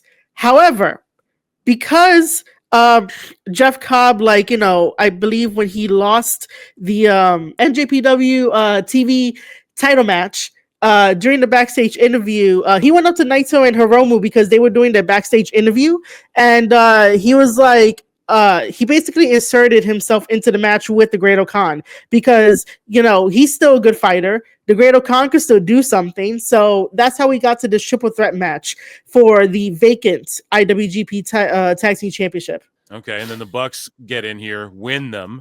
Yeah, so stupid. Yeah, they're going all the spots. At least they're on the tour, but yeah, we're gonna see them dancing around on AEW with those shits sooner than later too, I bet. Yeah, man. I don't know. Yota Tsuji versus Jack Perry. So they gave Jack Perry to Tsuji for the IWGP Global Heavyweight Championship, which he won the night prior, and then Jack Perry just gets a shot at it. Okay. Yeah. And Jack Perry can wrestle. I gotta be honest. He can wrestle, but he's still green in my eyes in a lot of ways as far as like his sort of pacing and shit. And I feel like his opponents, when he has good opponents, they sort of carry him a bit. And as long as for Jack Perry, that's my opinion. Yeah, I know. I feel like whenever he wrestles other people, they make him look better, I think, than he is. And he's had the luxury of having good opponents, especially like in the tag division as well when he was with Luchasaurus and some of the guys he was wrestling with and shit. He had some really good opponents. So I'm not shitting all over Jack Perry. I agree with you. Leave him in New Japan. Let him just sort of figure this out and come into his own and get the stink off him. But honest to God, I think he's such a goober, like IRL dude. I think he's such a fucking goober, and he fucked up so much for AEW that it's like unforgivable. You ever see those old YouTube skits? Unforgivable. That's Jack Perry to me, dude. He is unforgivable for that CM Punk shit, in my opinion. I don't know. That's my perspective. Yeah. I get that. God, he fucking cost them the golden cat. Like he cost them everything, in my opinion. Him and the Bucks. And so just like the Bucks winning these belts, and I was like, wow. This match, I was kind of like, but he got beat. Perry got beat, which I was happy, but God damn it. I was not really into this match. I gotta be honest. Not that it was. I'm sure it cooked. Nah, This you're guy gave it good. a B-. I was just like, dude, Perry, not for me. He's just it's like Orange Cassidy now. I just can't get into when he's wrestling. I mean, the match was good because Suji does a wonderful job. Jack Perry was doing good stuff. Like I said, like leave him in New Japan Pro Wrestling so he can breathe and he can do what he needs to do. Like he's really good. He could tell a good story in the ring. It's just like, again, like you said, it depends on who he's like being paired up with. I don't really have too much to go on this. Suji does win, but I really do want to see Jack Perry just have a full-on tour in Japan, maybe like 2 tours. You know what? Just leave him over there. Yes, I agree. Keep him away from AEW. Kenny Omega versus Gabe Kidd. Now, this is the match everyone was talking about. Yes. Gabe Kidd, what I like is that he came out there. I honestly thought he was going to win this shit a little bit. However, Same. Kenny's comeback, though, obviously you're thinking, okay, Kenny's got to win, but maybe they're dumb enough to let Kenny come back and fuck from death and then lose on a New Japan crossover show. Like, I'm sitting there thinking Tony Khan logic. He's dumb enough to let Kenny go and lose to Gabe Kidd, isn't he? So I don't know. I thought, but what does this do for Gabe Kidd? So this match was, I know Meltzer's fucking glazing it all. He's just on his knees glazing this one, and I'm okay with anyone glazing it. To me, this was probably match of the night. You got to give it that. This was great work. Gabe Kidd is just, there's something real about him that now I'm not gonna lie, I don't like when two dudes are like, chop me and now you chop me. Fuck that stuff. To me, you can get away with a bit of that, of like a hit me, and then because in fights some people have done that. Well, they'll drop their hands and be like, hit me. Someone hits them and then they just tee off on them or something. So I'm okay with that. But the whole like chop back and forth, however, get that out of your mind, folks. It is fucking New Japan. That's going to happen once every fucking match. But that being said, that part aside, like if you were to take the little chop battles out of there, and there wasn't a lot of that in this match, to be honest. There was a bit of it. No, it wasn't. It wasn't a whole lot of that, to be honest. But I'm pointing out, like, if you removed that for me, that would have like elevated it for me, like even 1 star. But even just the use of the tables, the use of the color for both guys, the tenacity when Gabe Kidd took his like entrance gear off, and he has like he's got the New Japan logo, and he's just wearing the boots with the trunks, you know, like nothing flashy, and it's and he's got the New Japan logo on his tights, and the crowd kind of popped, the commentaries pop for that. And he came in and it was just a fight between 2 guys where, man, Gabe Kidd honestly looked like, yeah, Kenny's the vet. He's that dude, man. Especially in this world, the New Japan world. But I liked Gabe's performance better than Kenny's even. I gotta be honest. This kid is really fucking winning me over the last like year or so. Just sort of following him here or there on social media, and you know, obviously him talking shit about AEW is hilarious. I think he's in on that. I think him and Tony and Kenny are all working that out, and I think Tony's going to get Gabe Kidd from New Japan, which is a sad thing, bruh. I think he's going to do it. I think it's going to happen, and we're going to see these guys rematch in AEW down the line and stuff like that. And I think that's why Kenny got the W. Because what does this do for Gabe Kidd? Now, this match was great and everything, but Kenny gets the win. A fucking awesome finish, too. I love the finish. Here's the thing. Let me ask you, Marie. What the fuck does this do for Gabe Kidd losing this match, though? And what did it do for Kenny? Now he's just back in AEW, and Gabe Kidd's the one who's got to go fucking on tour with New Japan now, and he's their guy. What did it do for them having him lose this match? To me, I'm like, that's the wrong call, but then also you can't have Kenny lose. So, oh man, what just a nightmare of a situation, in my opinion. Did Gabe Kidd, like, I guess the idea is, this is like Bret Hart Austin, and Gabe Kidd's going to get more over from having this sort of match with Kenny. But did he? I don't know, man. Like, how many matches like that does Kenny have in him? To me, that's not how you pass that's not the right way to do it right now. Like, Kenny gained nothing from that win, and Gabe Kidd gains everything from that win. And then if Kenny loses, I don't think, well, yeah, he loses a lot because it's his comeback from deathmatch. And then fucking if Gabe Kidd loses, which he did, he's the guy who's like, fuck AW, I'm New Japan on my back.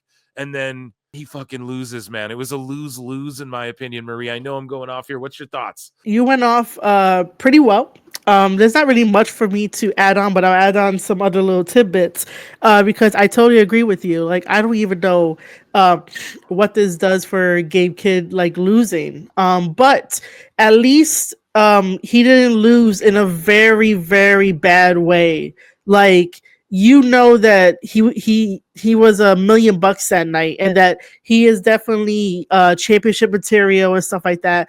I just don't like that Kenny won. But other than that, like, it doesn't really do anything because right now he's going after Suji and fighting for the global heavyweight championship title at this very moment. And then January 11th is a Battle in the Valley in San Jose, California for New Japan, and that's a New Japan Strong pay-per-view. So it's going to be Ishii versus Gabriel Kidd for the NJPW Strong title. I believe the title's on the line. During the backstage comments for Gabe Kidd, he was basically just taking it all in. He said that his mom was at the show watching him wrestle in the Tokyo Dome on Wrestle Dynasty, and that, like, he mentions his mental health journey, which is it was very rough. It happened during the pandemic and stuff.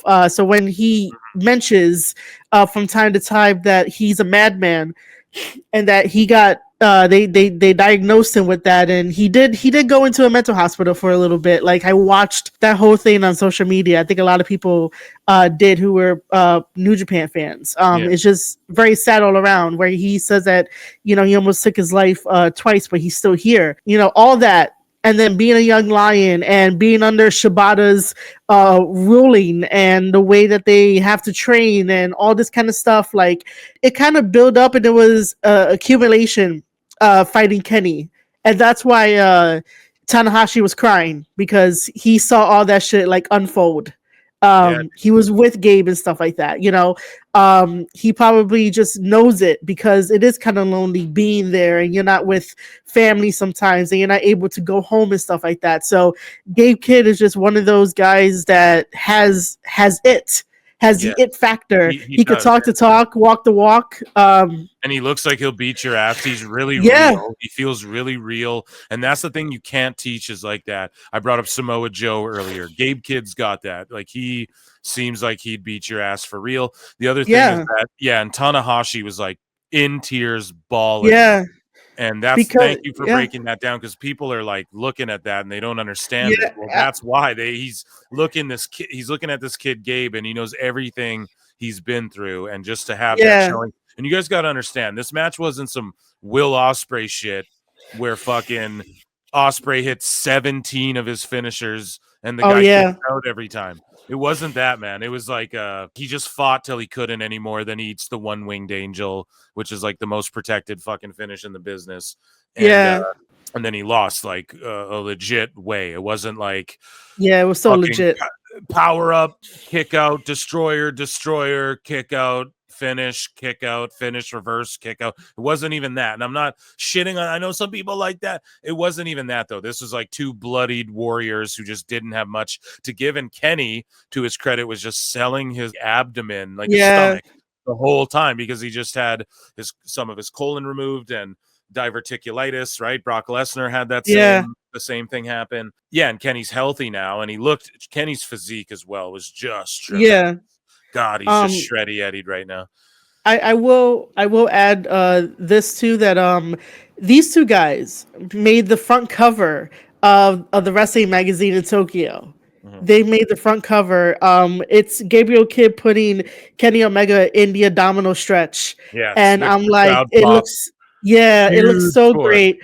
The Inoki special. Oh God, when he got him in that move, and like, so Kenny's selling his stomach the whole time. I'm telling you, chat, or anyone listening to this show, if you're on Spotify, Apple, wherever, if you're watching this on YouTube, go and watch this match. I'm telling you, okay? Conrad Thompson. I'm pulling a Conrad. But for real, because Kenny's selling his stomach the whole time, and that moment, too, where Gabe gets him in the Inoki special, the abdominal stretch, and then the crowd just pops for that shit. Whoa, you know? Yeah, man. Like, shit. And it's locked in, and you're like, damn, he could get him here. I don't know. It's a great it's because he countered the one-winged angel. Most times, most wrestlers don't don't counter that. And then the moment that Gabe countered it, yo, the crowd was like up and down and everything. I said that I didn't like the build to this because it was stupid, because I already knew the outcome. It was just like, it's gonna be stupid. But the story, the emotion, everything that like went into the in-ring storytelling ability, which most wrestlers are forgetting how to do these days.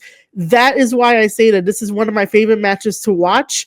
And I would just be like, this match is enjoyable, even if I didn't like the build-up. And I could probably forgive the build-up because now we could work forward. But again, I didn't like the build-up, but the match delivered. Hell yeah. Love it. And then the main event, if you can call it that. Oh boy. So to follow this match, okay. Which again, I was saying before, like this wasn't the craziest match I've ever seen. Like, you know what I mean? If you want to rank it against like Omega, Okada, that series of like the 5 matches they had, or I don't know. Like, I don't know if you can even stack them up. This was good in a different way. And Omega working like a lot smarter because his body's beat up. Let's be honest. So it was more of like a fight. You got to love that. And then to follow it up with this, and man, I'm a ZSJ fan. I honestly am a Ricochet fan. I was one of the guys saying, look, when he goes to AEW, I don't want to hear no one talking shit about his style of matches or about him not getting ratings, because when he was in WWE, we wanted him to have his style of matches and we fucking didn't expect him to get ratings. Then he goes to AEW, he makes an ass of himself on social media, he starts talking like, I'm gonna carry AEW on my back, like, okay, now people are gonna start bringing up ratings, you idiot. And then his wrestling style is different. His finisher's like a running lariat. He doesn't even do the shit everybody thought he was gonna do when he went to AEW. Ricochet, like, he still does crazy shit, but everyone thought like he's not even doing like 630 sentons anymore. You know, he used to do that in WWE. His style is like slowed down a bit with Ricochet, and he went to AEW for the comfy job in that. I'm not going to knock that at all. I'm like a Ricochet fan, but obviously AEW, the way he portrays himself on social media / the way he is on the show, I'm not a fucking fan of. I got to be honest, it's like turned me off a bit. Now I don't really care about seeing Ricochet that much, to be honest. Although to me, this felt off too, because he comes out just wearing his AEW gear. Like the last time we saw him, he was stabbing a guy with scissors and he's wearing glasses and he's all covered in blood like a serial killer. And then we just see him this next time and he's like clean, polished superhero Ricochet guy. And it's just kind of, it's like, dude, find your identity. Like, who are you? You know, are you this crazy cringe lord going, ha ha, and shanking dudes with scissors? Or are you this superhero guy? I don't fucking know. Either way, he wrestles Zack Sabre Jr., who's a tremendous technical wrestler. You know, I like that it was kind of like, oh, Ricochet's trying to flip around him and Zack's trying to like tie him up, right? That's sort of with their styles, but they did just kind of do each other's shit a little bit. And to me, this match didn't hit. Yeah. But it is for the world title, so you got to put it on last. But it didn't hit the way the Gabe Kenny match hit. So I was a little like, okay, that's the end. And then ZSJ won, which you expected. And also, Dave Meltzer stooged it when he was arguing with a mark online. He was like, fucking Ricochet's getting main eventing the Tokyo Dome before this match was ever announced. And everyone was like, what the fuck are you talking about? And then all of a sudden, boom, it works itself out where Ricochet and Zack Sabre Jr., Dave stooged this. Like before it was ever announced, before we ever even fucking knew, he said, arguing with someone, Ricochet's gonna main event the Tokyo Dome, and everyone was like, what? We covered it on the show.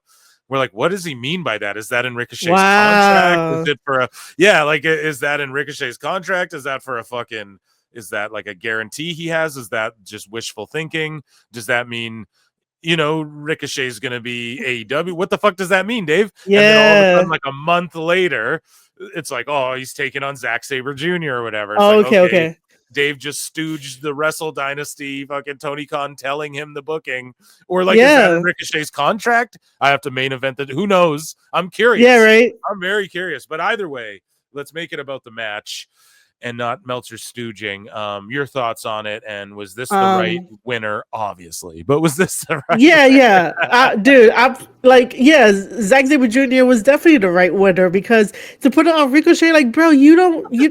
I said it before that you don't go here. I even said it to Kenny, like, you don't go here, but you want to come back and you want to be on the coattails of the NJPW brand. Like, he should have worked his way up, like, spend a tour and then get like a match against Zack Sabre Jr. or something. Like, oh my god, not just be thrown into the main event. Like, I don't get it. Like, you didn't do anything. The fans are just like, I don't know who he is as much. I really don't. But Ricochet did start this off by attacking Zack Sabre Jr. early to get like the one up. But I'm so happy that Zack Sabre Jr. was tying him up like a pretzel and really exposing him because Ricochet doesn't know like how to counter that. And I'm like, dude, you can't be in NJPW. Like, NJPW is a high standard. When Zack Sabre Jr. says that they are the standard for like technical wrestling and other good types of wrestling and chemistry, he means it. And looking at this match, I was just like, bro, you are so out of your league here. Like, I would love it if Ricochet ends up doing a tour so that way he could get used to it and get used to different fighting styles and not try to, fly around the ring all the time. But this match, it is what it is.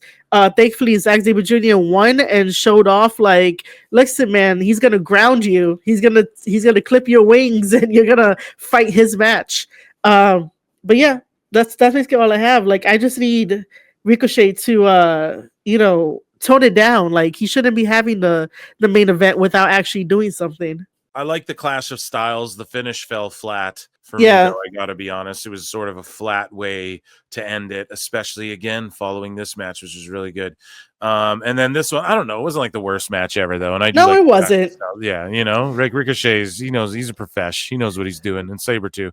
I mentioned earlier that I was doing a little scorekeeping. So now that we finished Wrestle Dynasty, here are the final numbers of who won, who won, right? Which company won? Because remember, guys, Wrestle Dynasty is NJPW, Stardom, AEW, Ring of Honor, and CMLL. Drum roll, please. Okay. And by the way, I am not counting the exhibition match at all, so that's not included into this. So, New Japan has a whopping of 5 points. Stardom has 1, AEW has 4, Ring of Honor has 1, and CMLL has 0. You what? Well, there you have it. So who won it then? Who won it? Sorry, what did AEW? New Japan. So they had New Japan had 5, and AEW had 4. That's probably how Tony justified it and how they all came to agree. And it's like, okay, well, you guys get 5, but we get 4. But it's like Kenny and the Bucks and shit. Oh, old New Japan winning against the fucking new guard. You know what I mean? Yeah, right. Terrible, man. Fuck. But ultimately, the event wasn't like the worst thing in the world. It really wasn't. Yeah, round of applause for our review and for that. Quickly, before we wrap the pod up here, last night, Marie, you were on the show, but actually, maybe it's last night, or maybe this might release tonight on Thursday, or maybe tomorrow, Friday morning, time cop. But either way, there was some controversy arose. Chris Charlton, his name. We talked about it more in depth on PWT live show. So check that out if you guys haven't on YouTube. But also, you broke it down on your channel and your Spotify, everything. You're everywhere. So, Squared Circle Pod, and you broke it down, and you in your newsletter as well, you broke it down, and you came with all the receipts and the facts and all of that, whether some people like that or not. And ultimately, just to sort of summate it, Chris Charlton said some shit like he was going at AEW, sort of a la Gabe Kidd, the same way Gabe Kidd does the shoot work angle, where he's like, is he being honest or not? He's calling Tony a mark. He's saying, what kind of company doesn't promote whatever? He's trashing AEW. He's trashing AEW wrestlers. He's getting in fake shoot fights with Kenny Omega and stuff like that. And so when you're in an invasion, or not, it's not an invasion, but it's fucking AEW versus New Japan. Like, that's what this card is. It's AEW versus New Japan versus ROH versus Stardom, or whatever the fuck CMLL was involved, right? That's the whole concept behind it. And so the New Japan guy, Chris Charlton, the storyteller, like, he's the guy who is, Gabe Kid came back from his mental illness and now he's fighting through the mental toughness of this man is what we should be focused on. Like, he's doing that sort of thing. So you're like, yeah, he's telling you what you need to know. And he starts shooting on fucking AEW saying, Tony Khan, the money mark, which like, that's what you say. Like Gabe Kid said the same shit. Of course, that's what you say. Okay. And basically he gets sent on like some sort of leave. Marie's like, he wasn't maybe even supposed to be on some of these shit, whatever. Tony Schiavone wasn't on last night's Dynamite or whatever. But he also, people are like, no, it had nothing to do with that, which could be bullshit because he tweeted some shit out. He's like, hey, Chris, go fuck yourself. Also, like, you're smelly. Like anyone who's ever worked with you, you stink. That's Tony Schiavone saying that to some kid grinding his way up in this fucking wrestling world. Like, what a bunch of goofy nonsense. And then Schiavone deleted it. So I don't believe it was a work. I think that he was being real, like sticking up for Tony Khan, which like, Tony, you're a crybaby bitch. Okay. Let's just put it that way. Both Tonys, Tony Schiavone and Tony Khan. But ultimately what had happened was, as we transition into our next segment, and it is everybody's favorite segment, and it is called Dave Meltzer's Dumb Moment of the Week. So Dave Meltzer basically has a meltdown on X, and I screen grabbed some of these. We're not going to go through the whole Meltzer folder, but we're just going to focus on this particular instance that had to do with New Japan. So what I quote tweeted, I grabbed 4 screen grabs here. I'm going to go through them each with you. And Dave Meltzer says, this is what I tweeted out. I go, Dave Meltzer's coping over Tony Khan getting a New Japan employees basically fired. Now remember, guys, it's Twitter. I'm being a smartass. I know he's not basically fired, but you have to leave your job. Is it a paid leave? He has to go home till when? Till Tony's feelings aren't hurt? Like, it's all up in the air, and it's kind of gross. So, yeah, basically fired.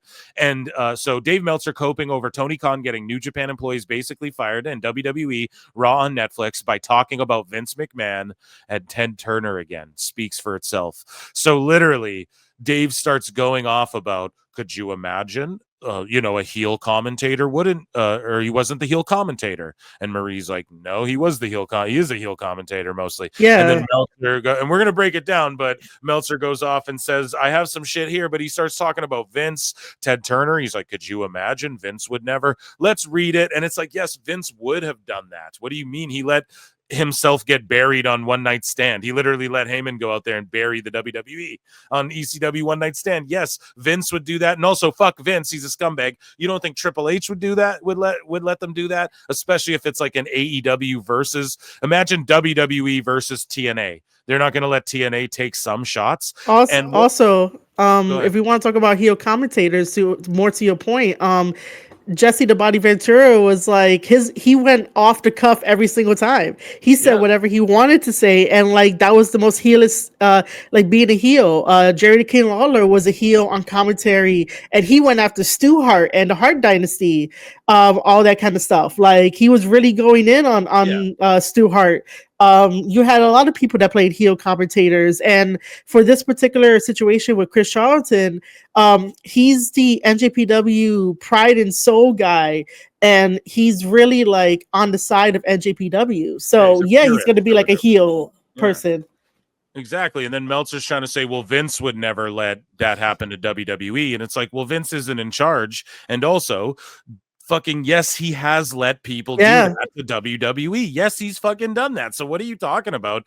It's insane for Dave to cope like this, but let's read some of this stuff. So this Mike Markart goes, him appearing at WrestleMania, that's not something I would have doubted. He's on the board now, so he has a vested interest in the show's success. But when you talked about his schedule could impede, this has to do with The Rock, I believe. So sorry. He goes, but the question was worded to him. Sorry, the people who took it as him saying, sorry, I think that's about The Rock. So anyways, my botch. Moving on. This guy says, I was genuinely asking if he is credible, speaking about Chris, and has the reputation you say, then he is just being a regular heel announcer.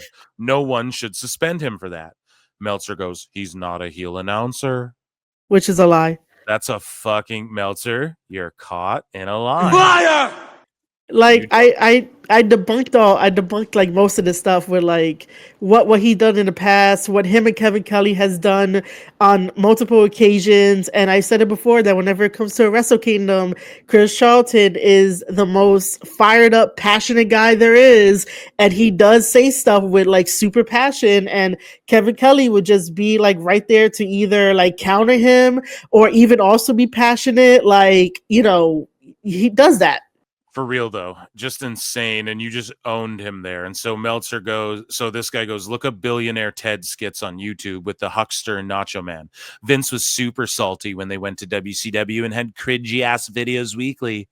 And this is Meltzer coping about he's like, his behavior during that first XFL season was something as well. When a car sponsor pulled out, the sane folks at NBC literally had to talk Vince off a ledge as he wanted to blow up a car of their brand on the air. Even trying to make comparison would be. So he's talking about like, What?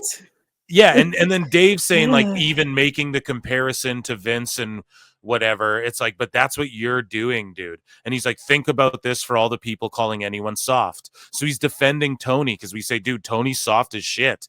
This guy made one comment, and now Dave, think about this for all the people calling anyone soft. And they're talking about fucking Vince McMahon, bro.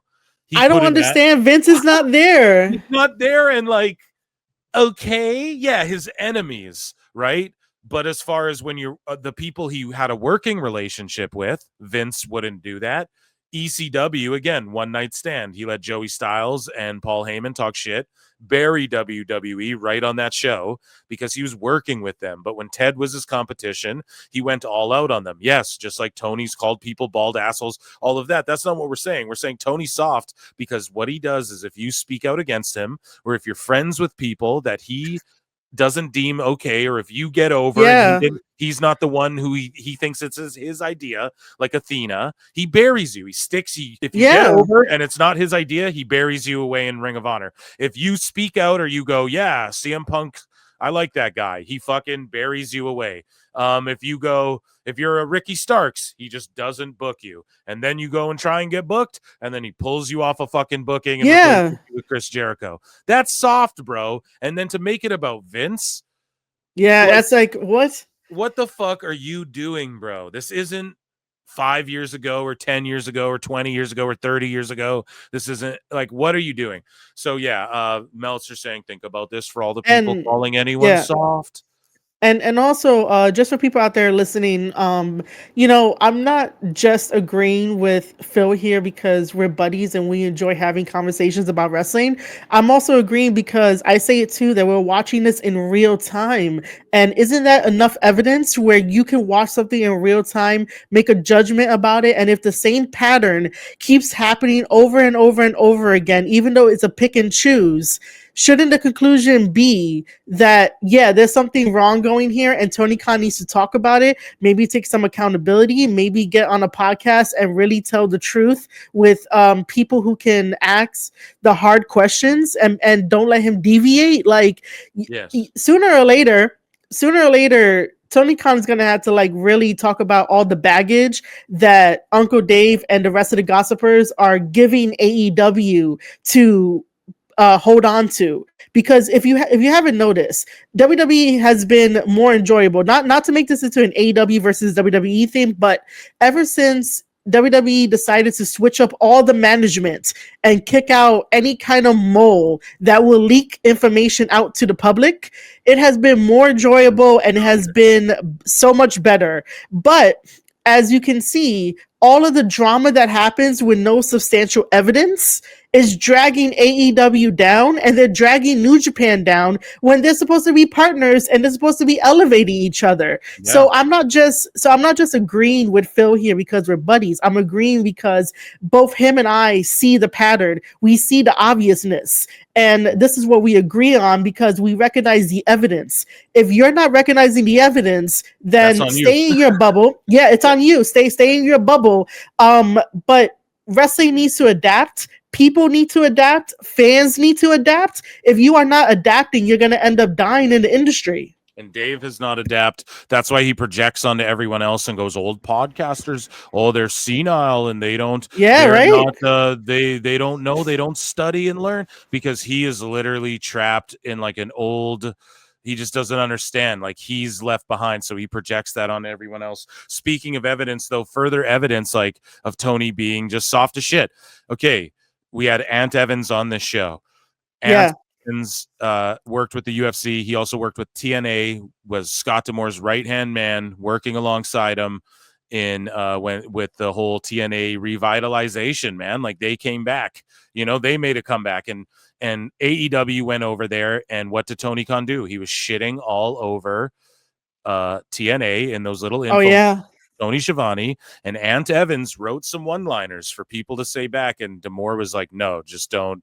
And it wasn't like he never said, oh, I was explicitly told don't say anything, but it was like, don't say anything. You know what I mean? Don't say shit because this kid can't, he's just fucking soft and it's just going to turn into a temper tantrum. And why deal with it? Whatever. We got Kenny here, and Kenny did numbers for them for real. Kenny helped them a lot going over there. I know TNA got the shit end of the stick in the partnership overall in the long run, but either way, Scott D'Amore didn't want to rock the boat either. Not that anyone told him, but because he just basically understands like Tony's soft. He's not going to take it well. And that's also, so you guys know, Maple Leaf Pro Wrestling or whatever, the D'Amore started up. So they have a talent relationship / allegedly, maybe not. I may have heard, but I'm not a dirt sheet, so I'm just a goober clown.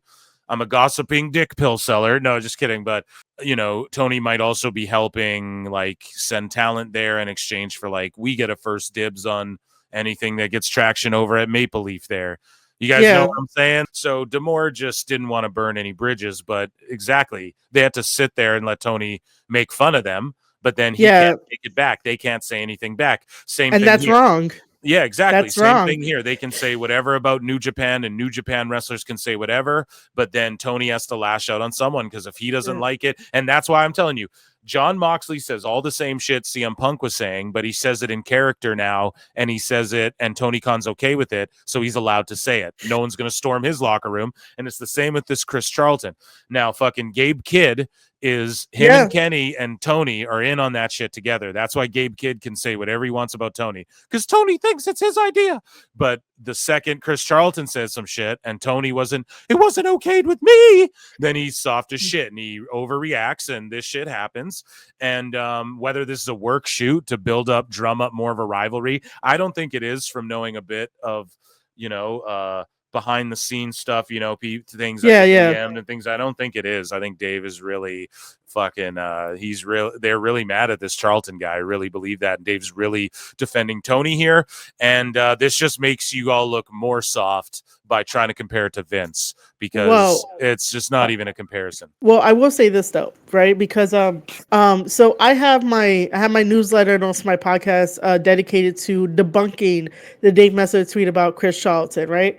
Because I'm like, listen, there has to be somebody in the wrestling community to have like a fair and honest like authenticity within the media landscape that could be very manipulative, right? So that's out. Today I dropped the transcript from the Wrestle Dynasty commentary. So that way, and it's word for word, and it's also a little tiny article to explain that the commentators were doing it for story purposes and no like personal stuff, even though you could probably say it was personal, but it's really not. So anyway, I dropped that newsletter with the actual transcript. It's word for word because I do not want any of the dirt sheets, and I do not want Uncle Dave to start twisting words, saying stuff out of context, saying stuff with no evidence, just putting stuff out there. I don't want this to become another CM Punk and Elite drama, he said, she said kind of deal, because we don't need that. New Japan doesn't need that. Chris Charlton doesn't need that, because Chris Charlton is one of their best guys in New Japan Pro Wrestling, and it would be sad to see him go over, something that could have been easily a 1, 2, 3, pick up the phone and talk to him. So if anyone's interested, that transcript is directly on my newsletter. Yes. And by the way, since I've been covering Dave Meltzer, I lost 3 people. Well, I'll tell you this, Dave Meltzer, you need to do better, buddy. You need to do better. So Meltzer he responds, this guy goes, I believe it. He seems like someone who will never let a grudge go when he feels he has been wronged. Exactly. We've Yes. given examples also. Another example, Tony likes to call WWE bald assholes and shit, but then it blows up in his face, and then he goes and says, to be AEW is to be under constant attack. He wants to call people stupid. Harvey Weinstein, but he doesn't like it when people, it's a petulant billionaire, rich, unable to fucking associate with normal people, never had anyone tell him no in his life. That's all it is. So Meltzer goes, I don't know about that. My impression is he loves to bring back guys who have hated him. I know of guys who never let a grudge go and would never put Vince in that group. So I think they're actually talking about Vince as well here too. Yeah, as far as overreacting to things, yes, he'd be on that list. So they're trying to say, well, Tony didn't overreact. Actually, Vince overreacted. You guys remember Vince? He overreacted. He'd hold a grudge, blah, blah, blah. And it's just like, why are you guys spending your day talking? And Dave Meltzer, by the way, didn't have one tweet about Monday Raw on Netflix that day. He didn't have one fucking tweet about the event or anything on the Raw Monday Netflix day, because he probably didn't buy Netflix. Like, he didn't get a subscription. Like, he was in a closet crying somewhere. 100%. Yeah, they're just making about Vince McMahon. They're coping. Man, it's stupid. Ultimately, it's a big L, rest in peace, but not that big L. It's a big loss. It's a big loser for Meltzer and the fucking Brady bunch of goobers that continue to just, I don't know, man, just allow these fucking dirt sheet weirdos to just invent crazy shit and put it out there. And then when people get the facts, they want to cry and say like, oh no, you don't have the fact. And then it's proven they're wrong. Like, Meltzer's been wrong more than anyone ever in the last year or two, especially. And he wants to sit here like he knows or whatever the fuck. I mean, he's a goober. Marie Shadows knows what's up, especially when it comes to New Japan. I say more than fucking Meltzer, other than the style. He just loves the style. I'm sure he gave every match 12 fucking stars. But ultimately, at the end of the day, Dave, stay in your goddamn lane. Check out Marie Shadows' transcript. Maybe you get triggered by it. Who knows? And yeah, do better, Dave. And that was Dave Meltzer's dumb moment of the week.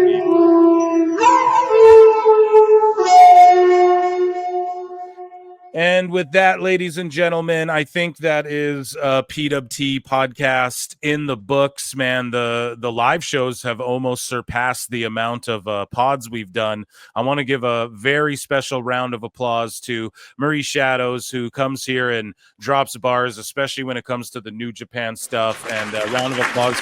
Go subscribe to her stuff.